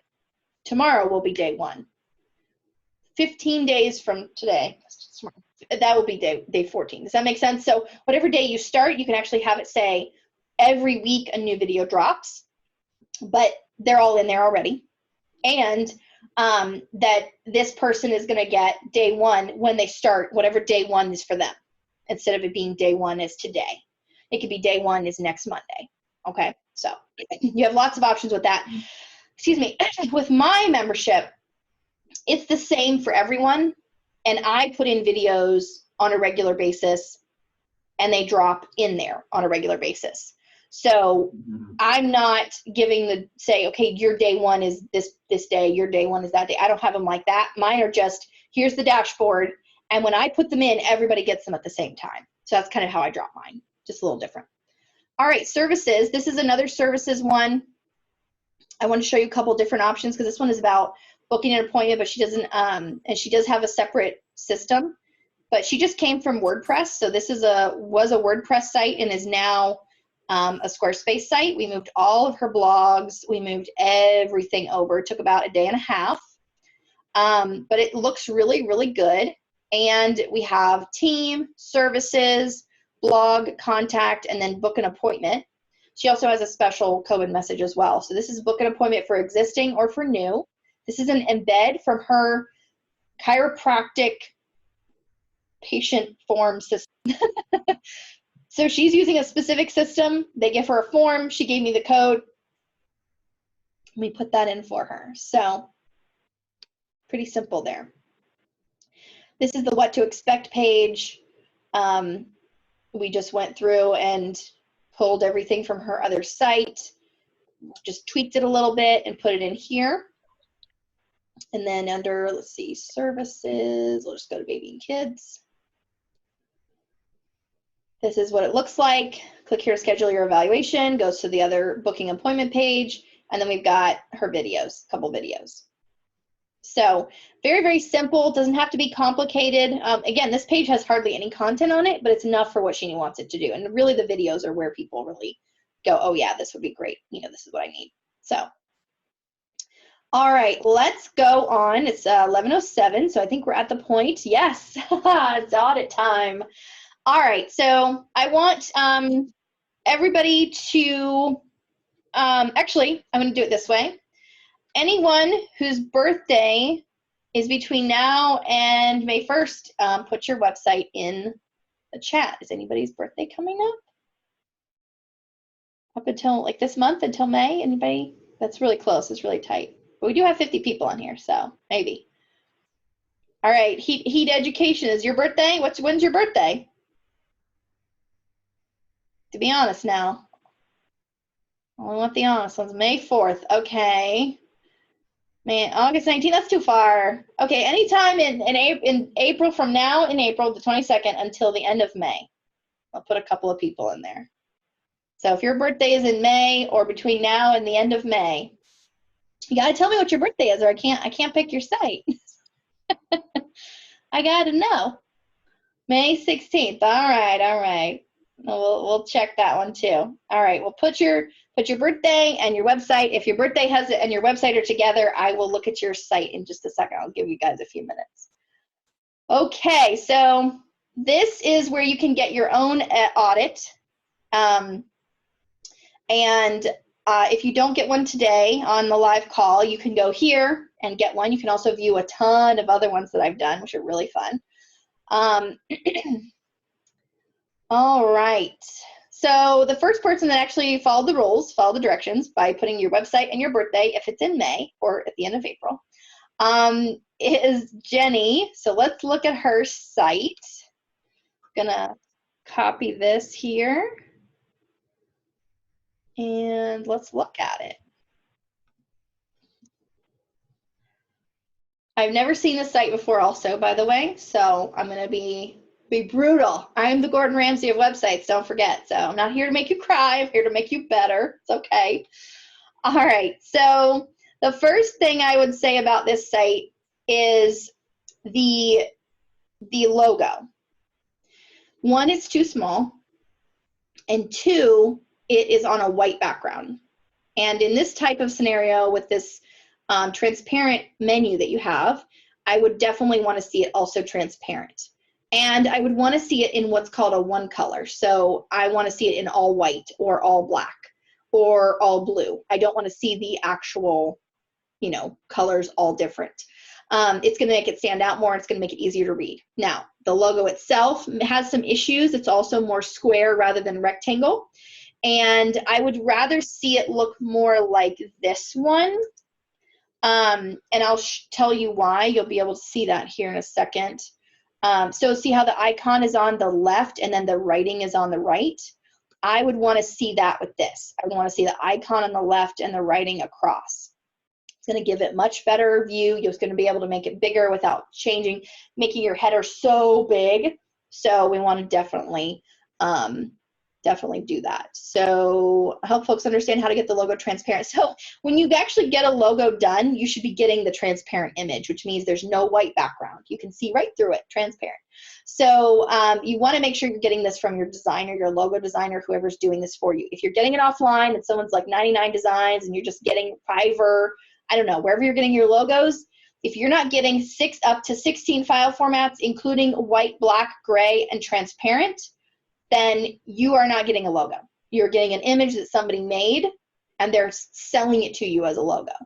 So then typically what happens is you have to get more file formats redone and it costs more money. So make sure if you're getting a logo from somewhere that you're actually getting a logo that's for you, that was built and designed for you. And also when you get from these other companies like 99 Designs or Fiverr or something, you may not have exclusive rights. Unless you purchase the exclusive rights, because that image, that little image there, could have been used by 50 other companies. So a lot of the logo and branding stuff, we might have to have a webinar about that, Allie, about logo and branding, because it is definitely an issue when it comes to things like this, especially if you've gotten it from somewhere that's just random. Unless you went to a designer and they gave you this, then they didn't give you the right stuff, or you're not using the right piece of some of the stuff they gave you. So make sure you go back and look at that, because that's just standing out to me right away. That's just kind of like in my face, like, oh, it's in the corner, you know. The word home is really removed from the other stuff on the menu. I don't know why it's so far away, but it looks kind of funky. So I'm not sure which platform you're using, and I'm going to cheat and look up. I'm going to guess. Let me look at the bottom. Hold on. I'm going to say this is probably Squarespace, but it might be GoDaddy. So let me cheat and find out. Oh, Squarespace. Okay. This is how I find out. This is how I really find out. Yeah, Squarespace. Okay. Let me go back to it here. So I'm not sure why this is over so far. Maybe you have this in the main menu and these are in the secondary menu. They shouldn't be like that. Everything should be in the one menu instead of in separate menus. In Squarespace, it does that. So I would fix that. Also, I don't like how this is over so far. I'd rather see it over to the left more, and just move it. And I would have it all left aligned. The image is not bad, but I don't know how it relates to your practice here. So I don't know what how the image really gives me that emotion that I'm looking for. Okay. So if your birthday is in May and you have a website you want reviewed, put your birthday and honestly, your birthday and the link, and I'll look at your reviewers next, because it's the only one I have that follow the directions. All right. This is so tiny. This is super tiny. I don't know. This is so tiny. I would make this bigger. I don't feel like your fonts they're not also matching with this. And again, we'll go back to the logo. Your logo and your brand really do dictate everything, right? So this squirrely font, you've got a script font, is very it's very hard to read when it's more than one word. And so you really can't use it on the site. But then the word practice, you could probably use that font. But it's so tiny I can't really see it. But you might not be using the right fonts because this is so thick here, the word therapy. But then you got the word practice and it's very light and airy. So I would look at some of those things and just kind of make sure that you're using the right fonts on your site that go with your brand, because then this font is totally different from what's up here. So, you know, I would just look at that. You want to make sure that your fonts, your colors are all the same. Now, again, you're using yellow here. There's no yellow in your logo. You're using black here. That's fine. But again, very thick font, very thin font, very thick font, and then your logo has very thin font again. So you want to match that feel, that essence, and that's why that brand is so important. Again, yellow. Okay, so this is so small that I wasn't going to read it, and it's also a lot of text. So I'm not really sure still what you do. I say therapy, wellness, betterment. And then I see I'd have to read all this. And I say all this because I know it doesn't seem like that much, but it feels like a lot when I'm looking at it because it's so narrow. It's all stuck in a little box. So I would like to see it either stretched out. I would like to see it bigger. And I might actually see it. I don't need to check out your team page. I don't need that here. This right here. ASP utilizes a model of concierge service, meeting clients in their home, gym, or community to maximize their treatment. Treatment of what? I would want to know more here. Let's see. So I might combine these two sentences to really give me a full mission, brand mission, right? Or a full like tagline almost. What are you doing? Who are you doing it for? Where are you doing it? When are you doing it? All that stuff, right? So I need it to be like one sentence, maybe two, maybe. But I don't need all of this here. Then the services are listed like I'd like to see them across. It says, what are you waiting for? Once I know what you do, then what are you waiting for will make sense to me. I like the photo. It looks good. I like the free intro. That's fine. Then I have services here. I don't want to see, let me see what happens. Okay, this goes to a separate page, but then you have services on your home page as well. So I don't like to do that typically. I want to actually go to a separate page. I don't want to see everything crammed on the home page and then also repeated on the other pages. I want to see maybe a little blurb and then a button to take me to the services page. So yeah, so there's a lot of pieces missing. There's no call to action. There's no email marketing. There's no footer really. There's no address, phone number, you know, links to email stuff, the contact or anything. Let's see the services page. Let's look at that really quick. Okay, this says about. This takes me to the about page. So I don't know why I would go to the about page if you should be telling me about the actual product or service here. I want to know more about it right here, write a little more in a paragraph, because this is where I'm going to read. This is where I want to actually read stuff, right? Wellness, again, I want to read about it until I book a consultation. If your site is where you're just like, you're already having a conversation and you're just sending people here, this is okay. But some people are going to find you randomly. And sometimes I, as a client, of one of your clients, let's say, I'm going to tell someone else about you. And I'm going to send them to your site before they even talk to you. So if book a consultation is more of that, you know, I want to get to know you. We need to have like this intro call type of deal. This is not enough information for me to actually book you because I don't really know enough about what you do. So I need more, but I need it to be concise at the same time. I know it sounds oxymoronic, but it really is true. So I need less on the home page, more on the actual page of services, because this is where I'm actually saying, okay, I'm actually interested. Let me read about this. Let me find out about this more. All right, and then book a consultation should be all three of these. They should all have the same one. They shouldn't have separate ones. Okay, and then you have some information on the insurance.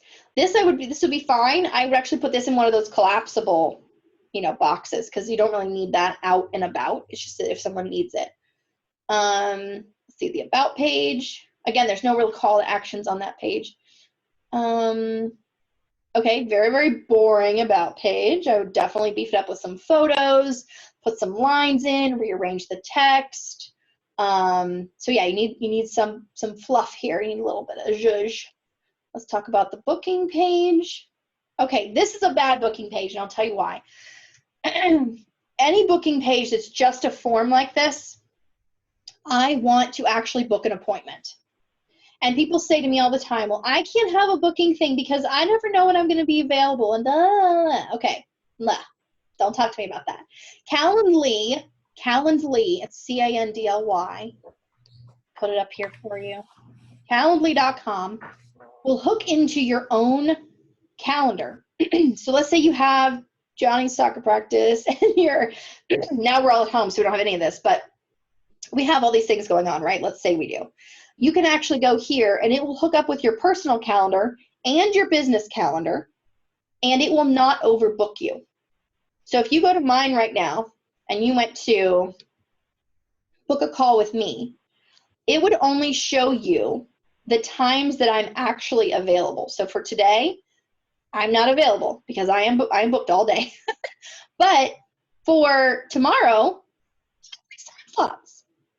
But for Friday, only starts at 10:30, but look starts at 9 on tomorrow. So there's something that's going on I have booked in the morning that's blocking that.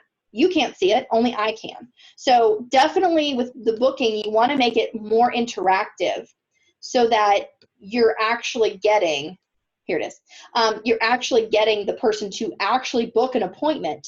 And then I always say in mine, let's have a quick call. And I always say, when you go through the process, if I don't call you, you call me, here's my number.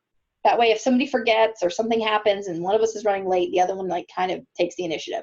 But this is the best way to do it, because then I feel like I've accomplished something. Let's say I put my name in here, so maybe your form isn't working. Maybe something happened. And by the way, I test contact forms every single month because of this type of stuff. I had a client who did not test her contact form, would not let me test her contact form, said it was fine, and she lost an entire year's worth of leads because she didn't test it. So, problem. But maybe your form isn't working. Maybe you missed the email. Maybe it doesn't come through. But this literally puts it on your calendar. So you really can't miss that unless you're totally ignoring your calendar. So definitely switch to something like that. Again, it's in one of those extra pieces. Calendly is free. You don't have to pay for it. And so definitely switch that over. All right. I think I'm done with this one. Has a lot of missing pieces, as you can tell. I would definitely look back at some of the things I mentioned here when I send the video back out. You can go through this again. And any of the audits I do, as you saw on the audits page, I do a little video. So anybody who wants an audit can go to this page, beyondthecause.co/audits, and get a free audit. Doing it free for everybody today, but I'm only doing 2 live. So we're gonna do one or 2 more today, and then you guys can go on this website and book a free audit if you'd like one. All right, so, oh, by the way, the free audits do get put on my website because I wanna make sure that other people can learn from them too. So if you do book one, it's gonna be on the website. Let me go back here. Okay, let me go back. Okay. So let's see. I hope that was helpful, Jenny. Thank you. Okay, awesome. Let's talk about TAMAs. Talk about you, TAMA. All right. Oh, and before we go to the next one, I do want to say that someone asked me about landing pages and about micro landing pages and all that. Just like we saw in the back end of my website, there were so many pages on the side. Landing pages really do come in when you want to really, really hone in on a specific group of people. We talked about at the beginning of the session that you really need to know who you're speaking to. You need to speak to like one person really and give them that direct, verbiage that's going to really speak to them and really grab them. But when it comes to landing pages, you might say, okay, let's say you're a realtor and you say, all right, I want to target people that are in the 32257 zip code, like just, random. I'm going to target people in that zip code. I'm going to put out some ads, and I'm going to send them, instead of sending them to my website, just being like, here's my website, that's where my ad's going, I'm going to target them back to my very special 32257 page that talks about Mandarin and talks about the family atmosphere and talks about all the great schools and right. And then they say, and if you're moving from Mandarin, you know, like whatever their reason is, right? So landing pages are really to give you that really specific honed in message that maybe your website is too broad to cover. Another reason you would do a landing page is you're doing a special giveaway, you're doing a special opt-in, you're really targeting, like let's say for me, I'm working with nonprofits and small business. I have a special landing page just for small businesses and just for nonprofits. So I might direct them between those two and say, okay, this ad is going to be focused on this, or this communication I'm sending out is going to send them directly to this page rather than sending them to just the home page and just being random about it and having it be more broad. All right. Is it a public audit or communication between me and the other? So the audits that I do here obviously are public, and all the free audits that I do are to, they go on my website. They're open to the public. If you would like a private audit, you can email me directly, and you can go to my contact page or something, and I will do a private audit with you, and I do charge for those. Okay, so let's see. We had a company develop it 5 years ago. I think it is too busy and not mobile friendly. Okay. Oh yeah, that's something I didn't check on the other one, but I know Squarespace enough that they are mobile friendly. So any site you build in Squarespace is going to be mobile friendly. It may not look great, but it's going to be mobile friendly automatically, which is nice. All right, let's check this one out. Let's look at Tammy's site here.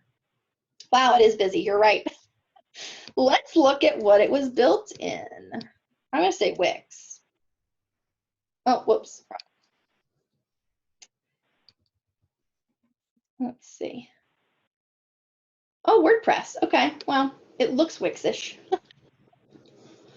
Let's see here. It's not horrific, but it's not as good as it could be, I feel like. This image, I know that it's car repair because it says need your car repaired, but it doesn't really scream car repair to me. And I know it's like her on the phone and you can kind of see the hood, but I really can't see a lot of the image here. So it's a little weird looking. So I'm not thrilled about that. The logo is very busy. Again, that brand is really your foundation for everything, and it's very, very busy. I see it says cushion pipe. I can't read the last word. What does it say? Can somebody help me out? Bearing? Cushion pipe bearing? Bending. Oh, okay. Sorry, I could not read it. I don't know why. I was like, I didn't understand. Okay. So yeah, I can read and write cursive, but that one was lost on me, you guys. So yeah, I might use that portion of it. Like I might cut the logo in half actually and use that portion on the actual cushion pipe bending, like, or custom. Oh, it's custom. Oh, it is. There's a T. Oh gosh, it's even worse. Okay. So I would use that portion on maybe the services page where that service is listed. Does that make sense? It's just too much in the top there. And then Muffler City Auto Repair, leave it at that. Complete Auto Care does not need to be there.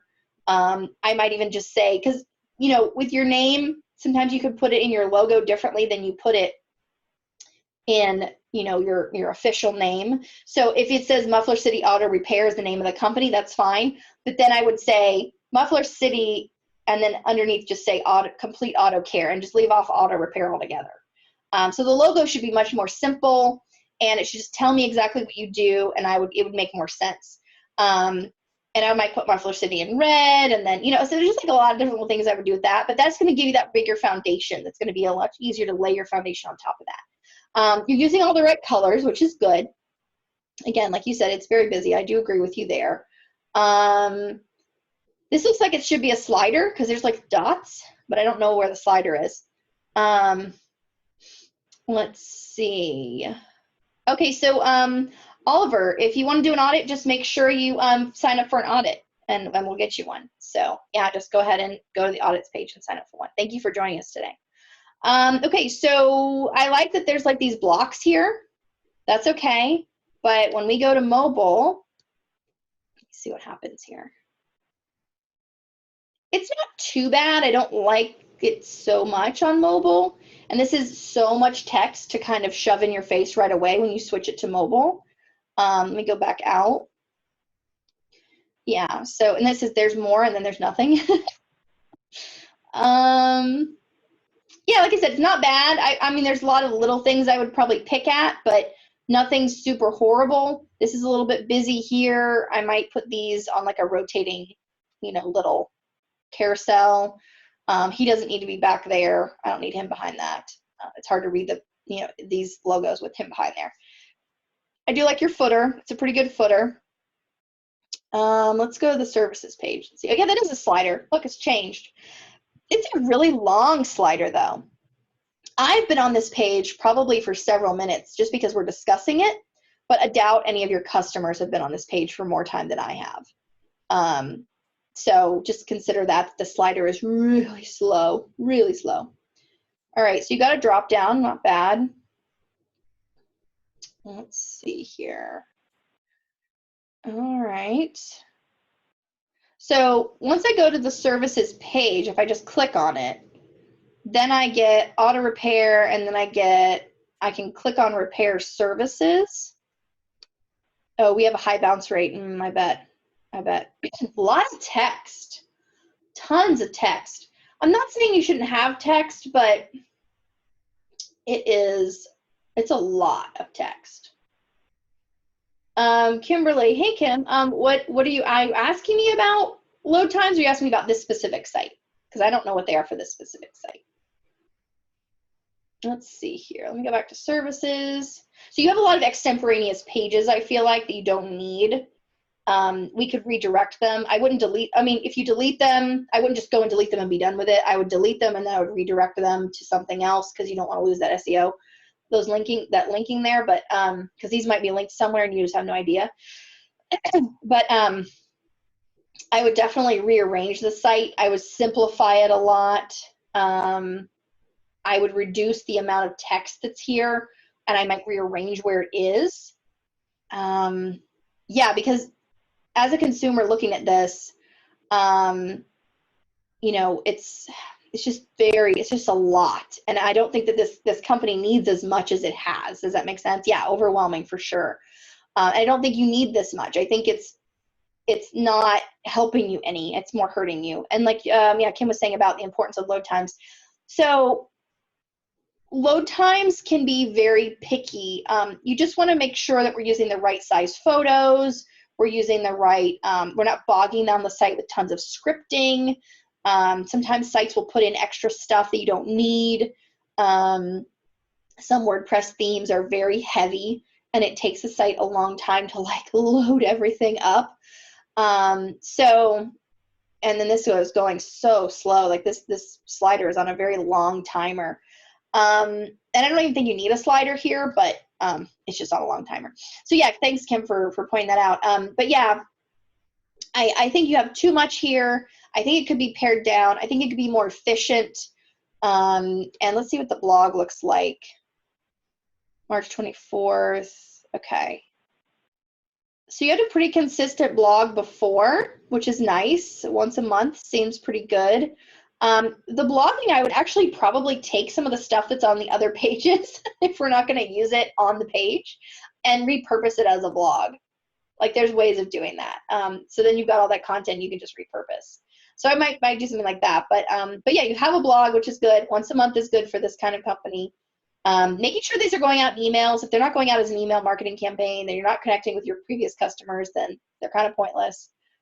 But another thing,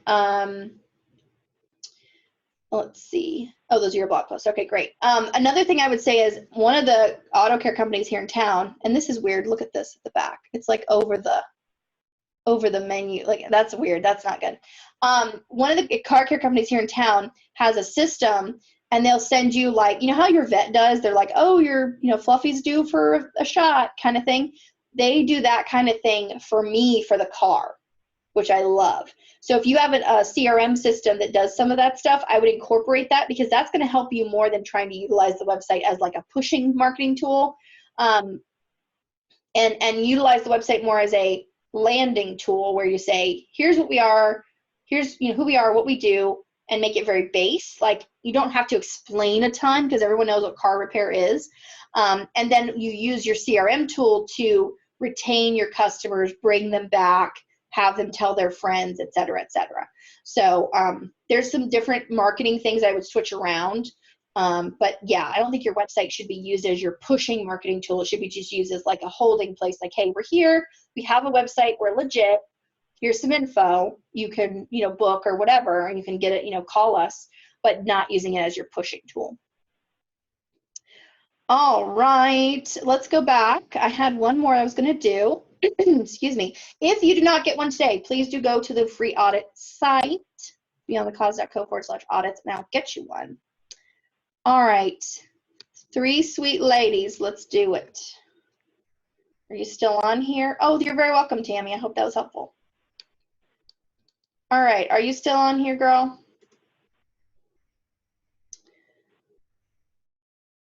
Okay, there she is. Oh, I see some code. I see some code on your site. I shouldn't be seeing that. Let's see what we got here. Wix. Oh, yeah, Wix is famous for that. I was going to guess, but all right. Does anybody know can everybody see the difference in this site? I know I'm picking on you now, but it is Wix. And you can definitely tell the difference between even this one. And I'm actually going to bring up this one, because this one is, I would say, like you said, half done. You use the templates, like, right? Like the colors don't match, right? But you can totally tell the difference between the two, right? I mean, you can see that busy overload here, and it's not the stuff you picked, really. This stuff could look good if we moved it, but it's just the way that the site presents it. So I think you do have some busyness issues, but we can fix those. So is this your logo here on 3 Sweet Ladies? I'll wait for your response. Yes, it is. Okay. It's very busy for what I would recommend. So when it comes to logo design, you don't want a ton of scripted fonts. And I say that knowing that I'm using a script font here, sort of. It's more of a handwriting font, right? So it's kind of handwritten, but it's just here. I'm not using it anywhere else. And you have it several places. And then you have a different font in this video. And then you have more different fonts here, right? So we want to be cohesive, and we need our brand to dictate all of this for us, because we don't need to be thinking about what font do I use every single time we make something or we create something. So this actual font in the image here in your logo, and the way the logo is set up, is not going to help you going forward. It's not going to give you options. It's going to be very square. You really can't, I mean, you could move this white box to the right and have this on the left, but it may not look as good. This is a very detailed image of a cupcake. Excuse me, and I feel like there's a lot more simpler options that you could use that would look just as good. And then 3 Sweet Ladies Bakery, I feel like there's more we can do with that. I feel like maybe there are 3 cupcakes that should be there. We need to play on this 3 somehow. Like, there's other things that this logo needs. Like, this is not a brand. This is an image that's being used in place of a brand. And then you can see how it's dictating everything else. Again, I'm not trying to make you cry. Please don't cry. But you can see how it dictates everything, because that blue is not the same teal blue that's here. And it's not the same teal blue that's here in these. I mean, it looks close enough. Again, order. It's not the same. It's different. So we need to find this consistency, and the only way we're going to do that is by finding a solid brand that we can actually get behind and say, I love this brand. Now, you may love this. This does not appeal to your audience exactly. I feel like this is a little bit too one-sided or one-dimensional for your audience. So we either need to go, like you have in this video here, even I can just see it in the image. There's a different kind of cupcake on the wall. It looks similar, but it looks more simplistic. And the frosting goes side to side rather than up and down. Does that make sense? So it's like all very different. It's also green, yellow, and pink. This is white, brown, and pink, and then it has the red cherry on top. So there's so many pieces. Like if your store, if you have a physical location and you have stuff on the walls and you've picked colors, we need to go back to that and bring out that in the brand. And then we need to redo the brand so that it looks like the store. Usually you go the other way around. You start with the brand and then you create the store. But if you've already got the store going and you've got these colors in place and you've purchased things for this, let's start back there. Let's say, what does this store look like? Does it look like Willy Wonka's Chocolate Factory? Great, let's make a logo that looks like that. Then that will translate into the website. All the colors will change. All the images will change. We will be more functional about what's on the website. So you have home, about, menu, rent, contact, blog. For you, I would say the biggest things like about should be way down here by contact. Blog should be there, that's fine. The menu should be like the first thing I see. I would move about way down here, rearrange that menu some. I might actually not even have about, I might have it in the footer only. I might have blog in the footer because they're not as important as the other pieces. So you also have these images, but they're on a color so that you did like a cutout, you know. While the desserts look amazing, I do agree. They don't do them justice here. I don't see it doing it justice. Have you ever seen Epicurious?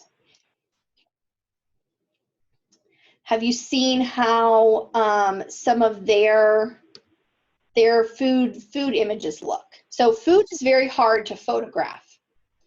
But do you see how they put it on the same background? They put it on, this is just an example. They put it on the same plate and they put it on the same surface. So it looks like a cutting board or something back here, like this wood, right? And then they just took it straight down. It gives you this sense of cohesion. So we want to know that these desserts, they look more amazing than they look here, because I feel like they're more amazing than they look here.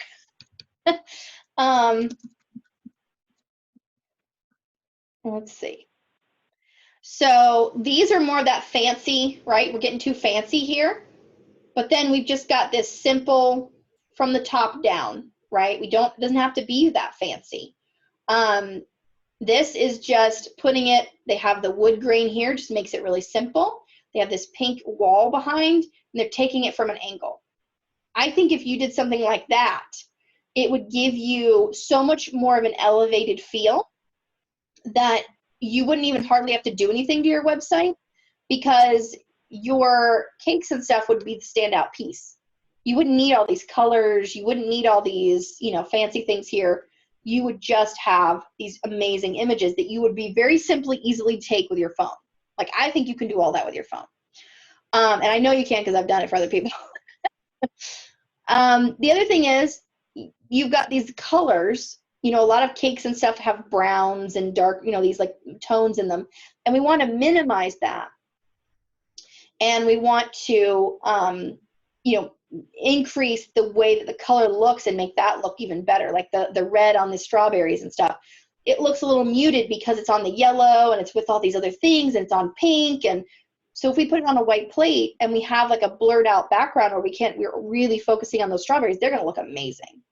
So the photography is going to definitely be a huge help to you.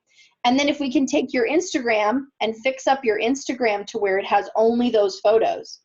I mean, you really want to design your Instagram. What your Instagram looks like right now, and your Facebook and stuff, you have these little mini videos, but they're all mishmashy. They don't have a cohesion, right? So we want to definitely use the photography to get that cohesion so that when we look at all of our stories or we look at all of our Facebook posts together, it's just going to look like this seamless, beautiful, and you can use lighteners to brighten up your photos and stuff like that. It's just going to look really, really good. And natural light's the best, by the way. So I'm giving a whole photography lesson. But anyway, you don't need the slider here. I think if we just had really great photos and you did something like the old man's daddle sauce, you just put your Instagram at the top. I mean, if you have great photos on your Instagram, you're going to have great photos on your website. Then you don't have to keep changing them all the time. So let's go to the menu. Let's look at that.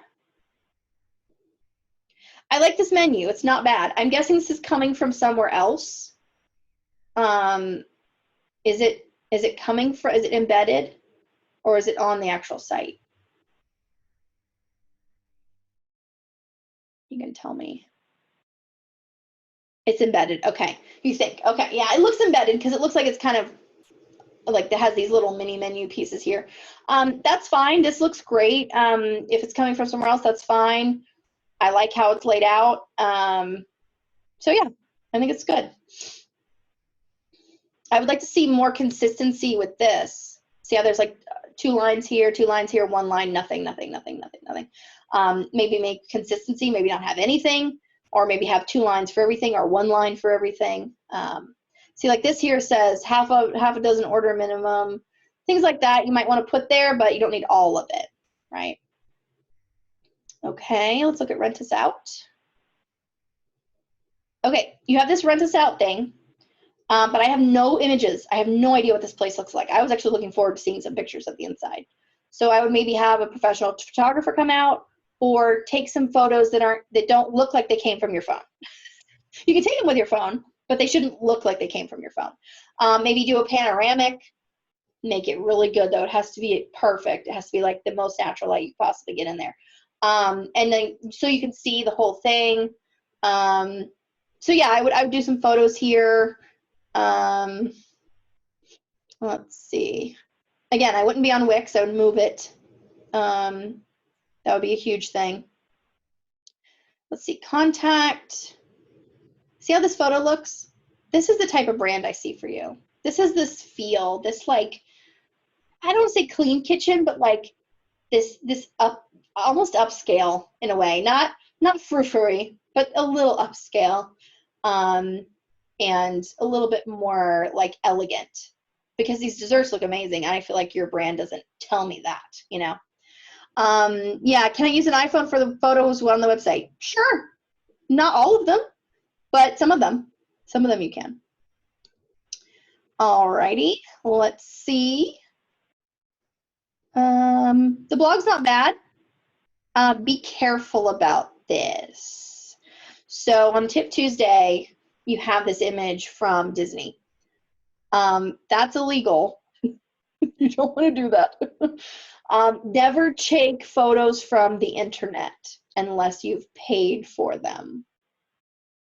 You must pay for them. So I have a stock photo company that I use a lot. And I also use, let's go to this website, which is all free stock photos.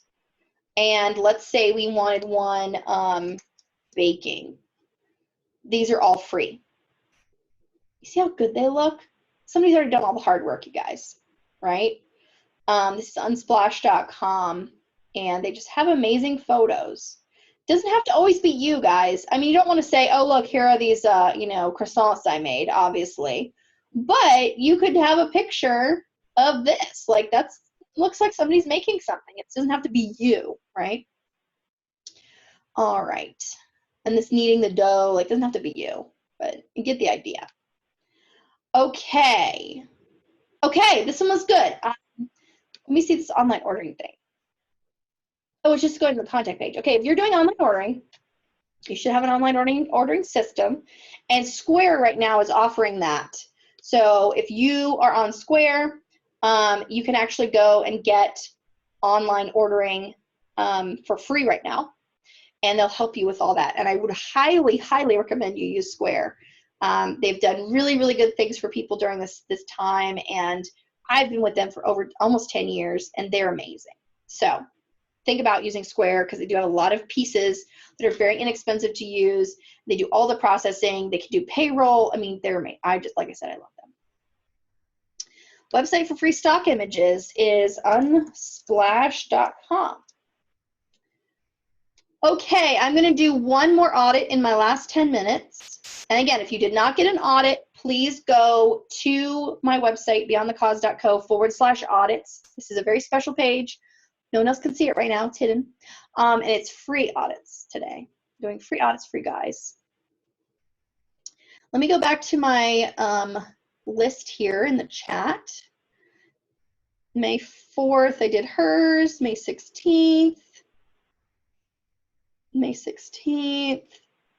Let's see.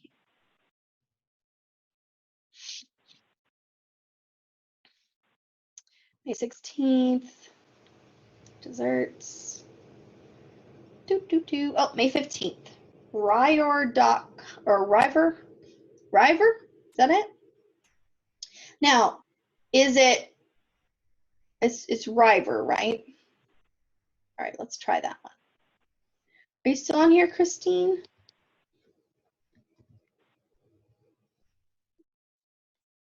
Yes, okay.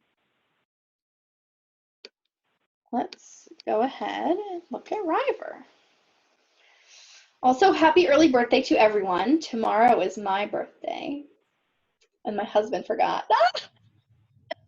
So much trouble. So much trouble. All right, let's see. Uncompromising quality. Thank you, Tammy. Okay.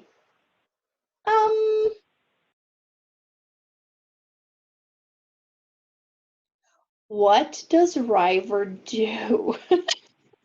I have no idea, and I'm looking. Okay, wait, is this what you guys do? Thank you, Diane. Thank you, Charles. Let's see. River. What? Is this what you do? What do you do? Front of house, back of house? Fine stone maintenance. Okay, what is, okay. So everything up here tells me nothing about hospitality. Thank you, Kim. Yeah, I did not know that until I got all the way down here. This should scream hospitality to me. Even if it has the cityscape, like that's cool, I don't even care. But it should scream hospitality, and I have no idea until I get way down the page. So that's the first thing. Let's see. Yeah, still nothing here. So that's my first big thing. What is this video? Just so I don't have to play it and try and let it load. What is that? If you can tell me. Highest excellence, honesty, Okay, your maps isn't loading. That might be an issue. I'm gonna guess this is WordPress, and it's a very weird theme. Yeah, it's WordPress. I don't know what theme it is. Let's look up. I've got all these little tools. So fun. People always wonder how I figure all this stuff out. This is exactly how you're seeing it. Behind the scenes, happening now. Theme nectar. Yeah, salient. Yeah, I can see all your plugins too. Well, some of them. All right, so I'm going to say WordPress is not going to be your best option for this. Oh.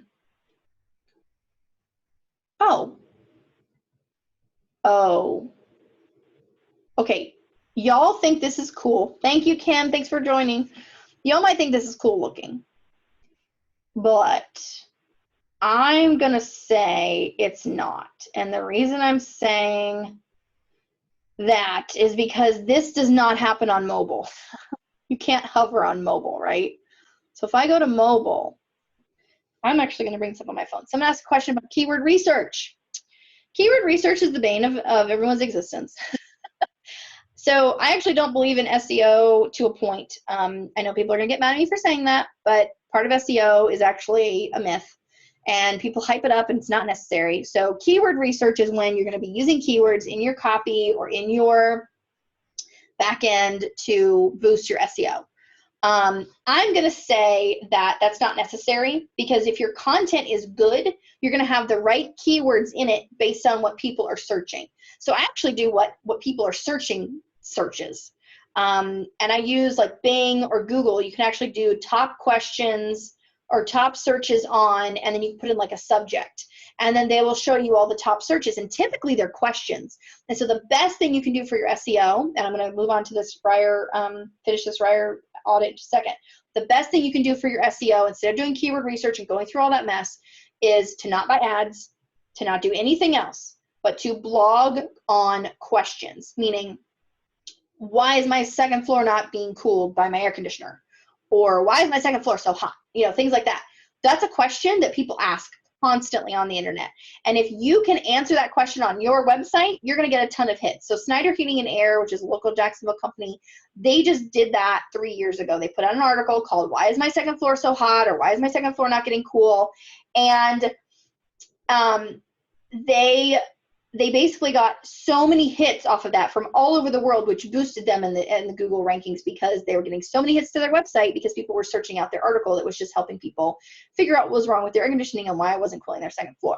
Now, they did get a ton of business from that, and they've had the article up for 3 years and they haven't changed it once. So that is something that I'm seeing as a next step of like the Google evolution. And I've been talking with PCR, they're a local company who does SEO, and they're like, this is where we're going. We're going to this question engine. We want to be question engine ready, rather than being like SEO friendly or, you know, Google keyword friendly or whatever. Let's see.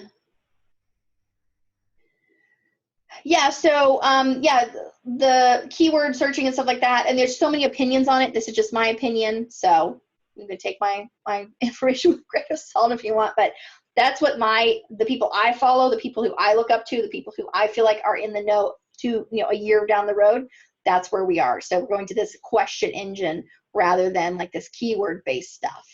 All right, so let me go in on my phone and I'm going to look at this Ryer site. Sorry about the little delay there. I had to definitely say that because that's super important. So thank you for the question. So I'm going to pull this up on my phone, and when I get down to front of house, it does switch, but I have to click it. Oh, sorry, you can't see. Hold on. Okay, so I have to click it to actually get it to switch, right? And this I just hover. It does almost the exact same thing here, but it's just not going to, I want to see a page. I don't want to just click on the link at the top in the menu and be dropped in the page I'm on. Let me go to the about. It's probably going to drop me again. Yeah, it's going to drop me again. I'd rather see these be separate pages. This one page site idea is not really a thing anymore. It was kind of popular for a while, but I don't see that much anymore. The reason is because when you're on a phone, the scrolling is like endless. And if I actually want to get somewhere, I have to go to the menu, and then it's just going to drop me. Like watching that scroll on a phone, when you go that and you hit like about, it literally scrolls the whole page and you see all of that. And I just feel like it's too much. It's a little overwhelming. And I feel like they should be on separate pages. Also, your about page is like, it doesn't say anything about you. I don't know who this company is. I don't know who it's run by. I don't know, you know, what recommendation or what, you know, not accommodations, but qualifications you have. I don't have any of that information. All I know is your mission is excellence. Like that, and that should be everybody's mission. But at the same time, it doesn't tell me anything. Whoever did the copy, if it was you, I'm sorry, did not really understand the company and did not understand why these things are important, because it just seems like this could be for any company. I mean, I could slap this on my company and it would still be pretty clear, like pretty evident that, oh, this is Elizabeth's company. Okay, so this type of copy that's in here just isn't good enough, and I feel like these need to be more beefed out, and maybe not even just beefed out, but just I want to see back of house, I want to see the image, and then I want to see the text next to it, because this also is not great for your search, because I don't know how Google might be searching this, because I don't know how it's set up in your code. So it might actually be hidden or obscured from Google, or be in a thing that Google's not looking at. So we want to make this a little more clear, a little more simple, a little more plain. I don't mind the site design itself. It's not bad. But these little icons on top of the images with the flipping, it's just a lot. Just a lot going on. I'd like to see it more simplified. And like I said, not bad design overall, like the vision or the essence. And then River Group, it's okay, but this stuff should not be in your logo. You know, your email, your phone number, that stuff should not be in your logo. It can be on your website, but not your logo. Let's see. Oh yeah, that just takes me down to the bottom of the page. So I don't have anything else to show here. Okay, so yeah, and fix your map too, because that's an issue with a lot of sites right now on Google or on WordPress, that the maps aren't working.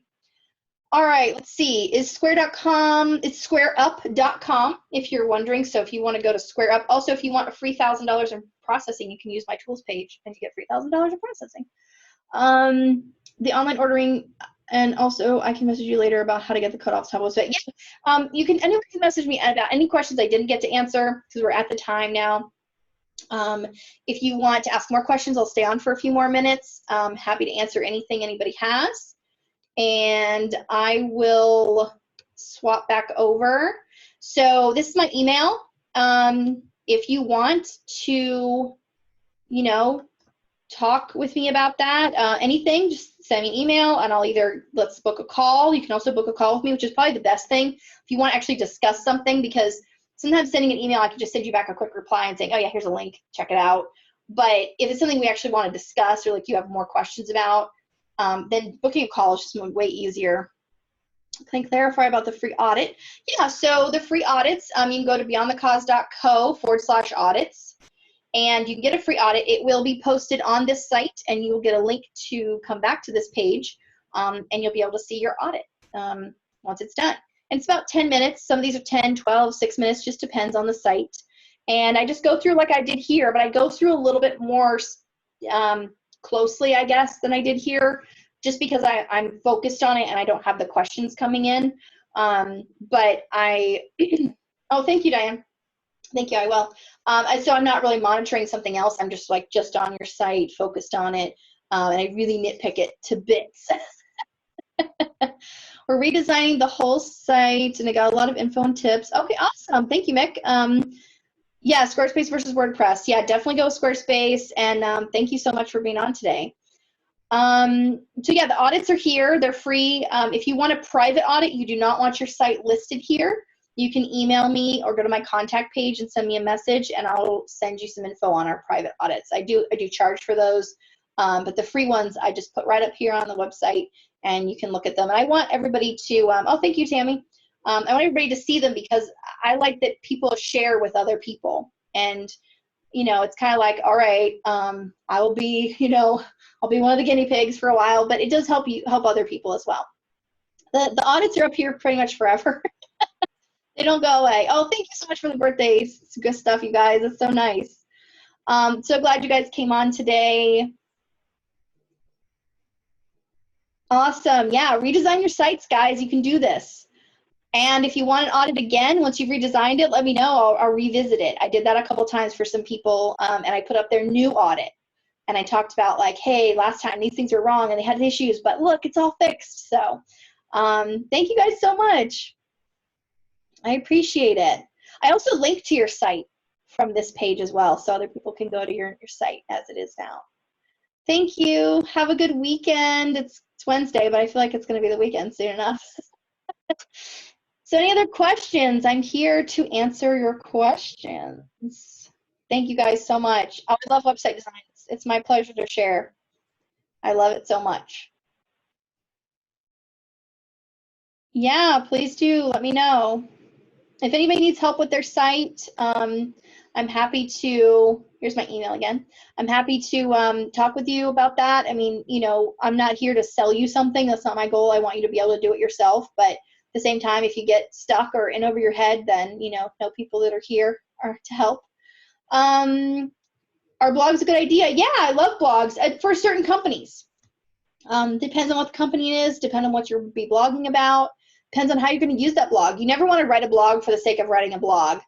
You just want to write the blog because you're going to use it as an email marketing tool. You're going to use it as a search engine optimization tool. You're going to use it to inform people, to give people information that are current clients, give people information that are potential clients, to answer people's questions. You want to use it for a reason. You don't want to just write a blog just because you're writing a blog. Yeah, thank you guys so much. And you can hop off whenever, but I'm going to stay on for a few minutes and answer any other questions as if there's any more.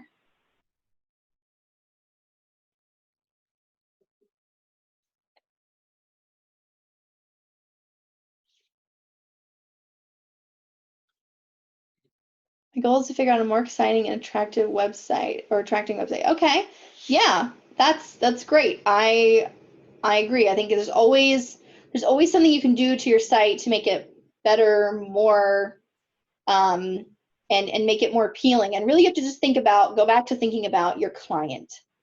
Go back to thinking about who that person is that's reading it and what they're going to feel and see when they get there. When would you create your website? ASAP. Even if it has very few things on it, right away, because it's going to give you this place to put things, to send people, to start building. It's like, you know, I'm going to move out of my parents' house. Should I get a house? Should I get an apartment? Well, yes, you should right away. You don't want to be on the street.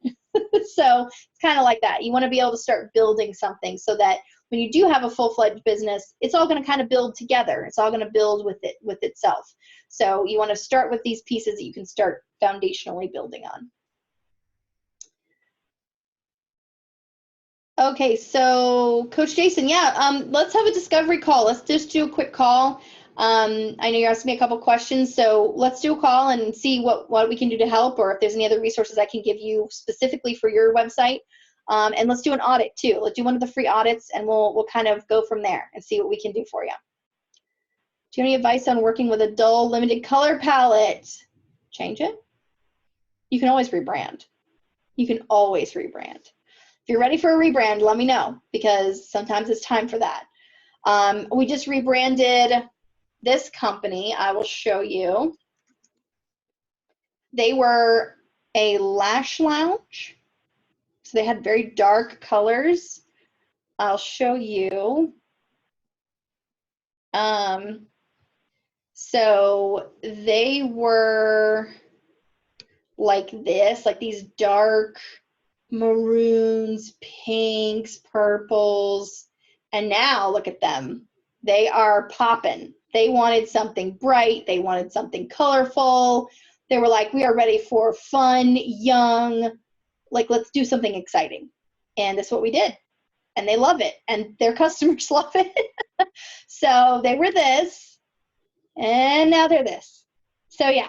And we did falsies, and we have these little green lashes. I mean, it's just so cute. So sometimes you just need a rebrand. Sometimes you just need that pick-me-up. So if you need one, let me know. Let me know. How much did you spend on the new website? I charge $1,800, and it takes 1 day. That's me. And I teach you everything while we're doing it. So you're not just paying me for 1 day. I mean, we're sitting together. I do one-on-one sessions still, by the way. Or if you want to do it virtually, if you're more comfortable with that, we'll sit and do a virtual session one-on-one. We'll talk to each other. We'll work things out. I'll build a page. You'll look at it. You'll be happy with everything.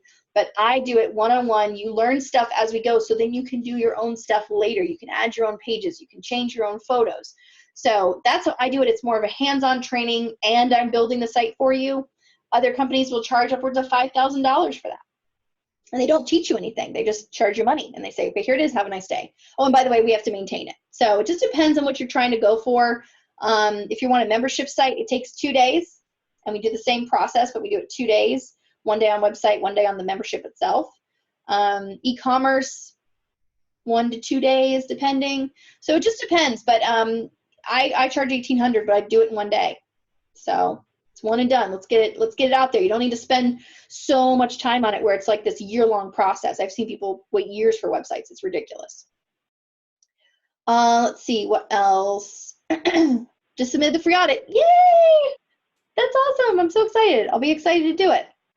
I want to, but the colors are already decided on by your business partners. Ooh. Then you got to do something to make them look awesome. Faith. You've got to work with it, and I think you can. But that's going to go into your graphic design. It's going to go into how the website is designed. You can work with darker colors, but you really got to do it strategically.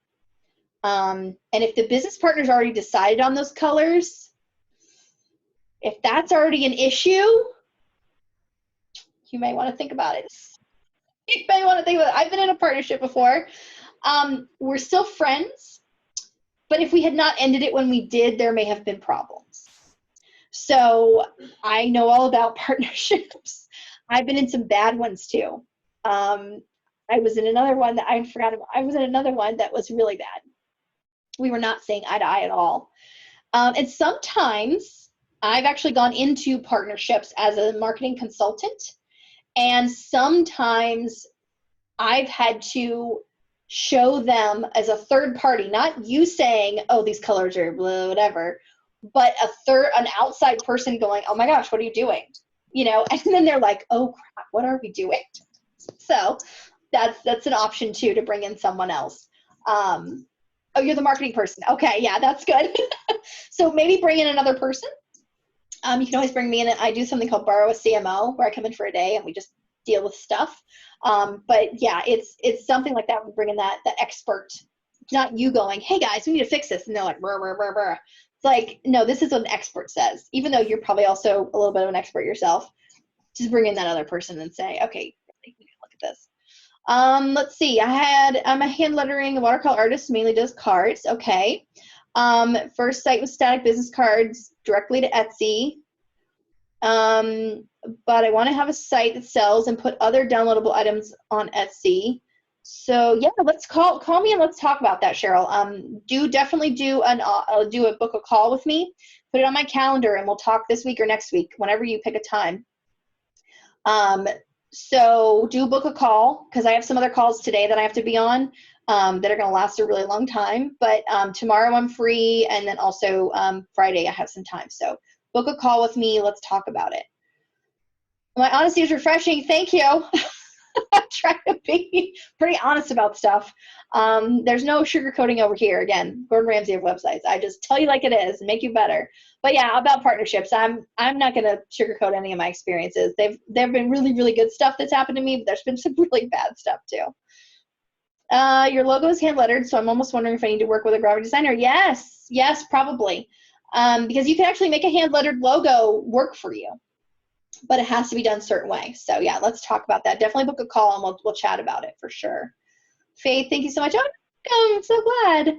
Do I help with logos? Of course. I do branding, logos, website design, and everything in between. So let me actually show you the small business options that I have. I also have nonprofit options, but this is the small business options. We work for an 8-hour day, and we do one of these things. These are my 5 pillars of marketing.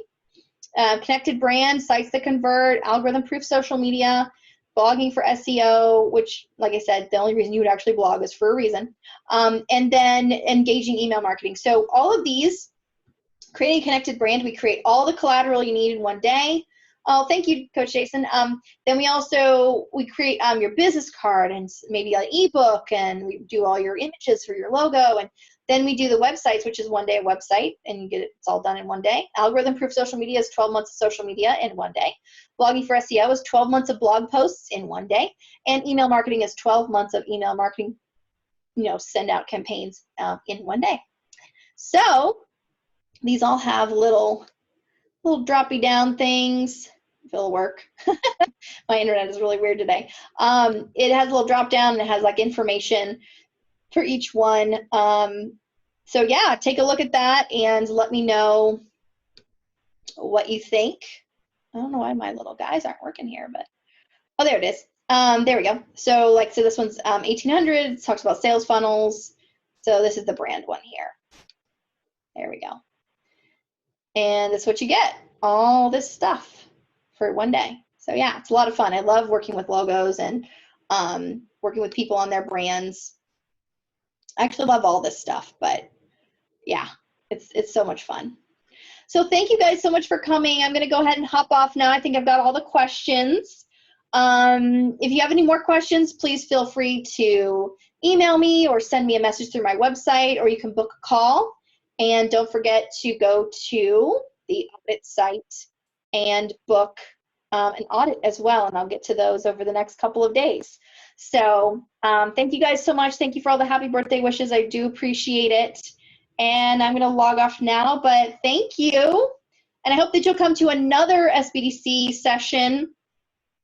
And don't forget about the evaluation form that Allie mentioned at the beginning as well, because that's very important too. So, all right, thank you so much, guys. I'm gonna go ahead and stop sharing that. And I think I got all the questions. Yes, I did. Perfect. Thank you so much. See you guys later.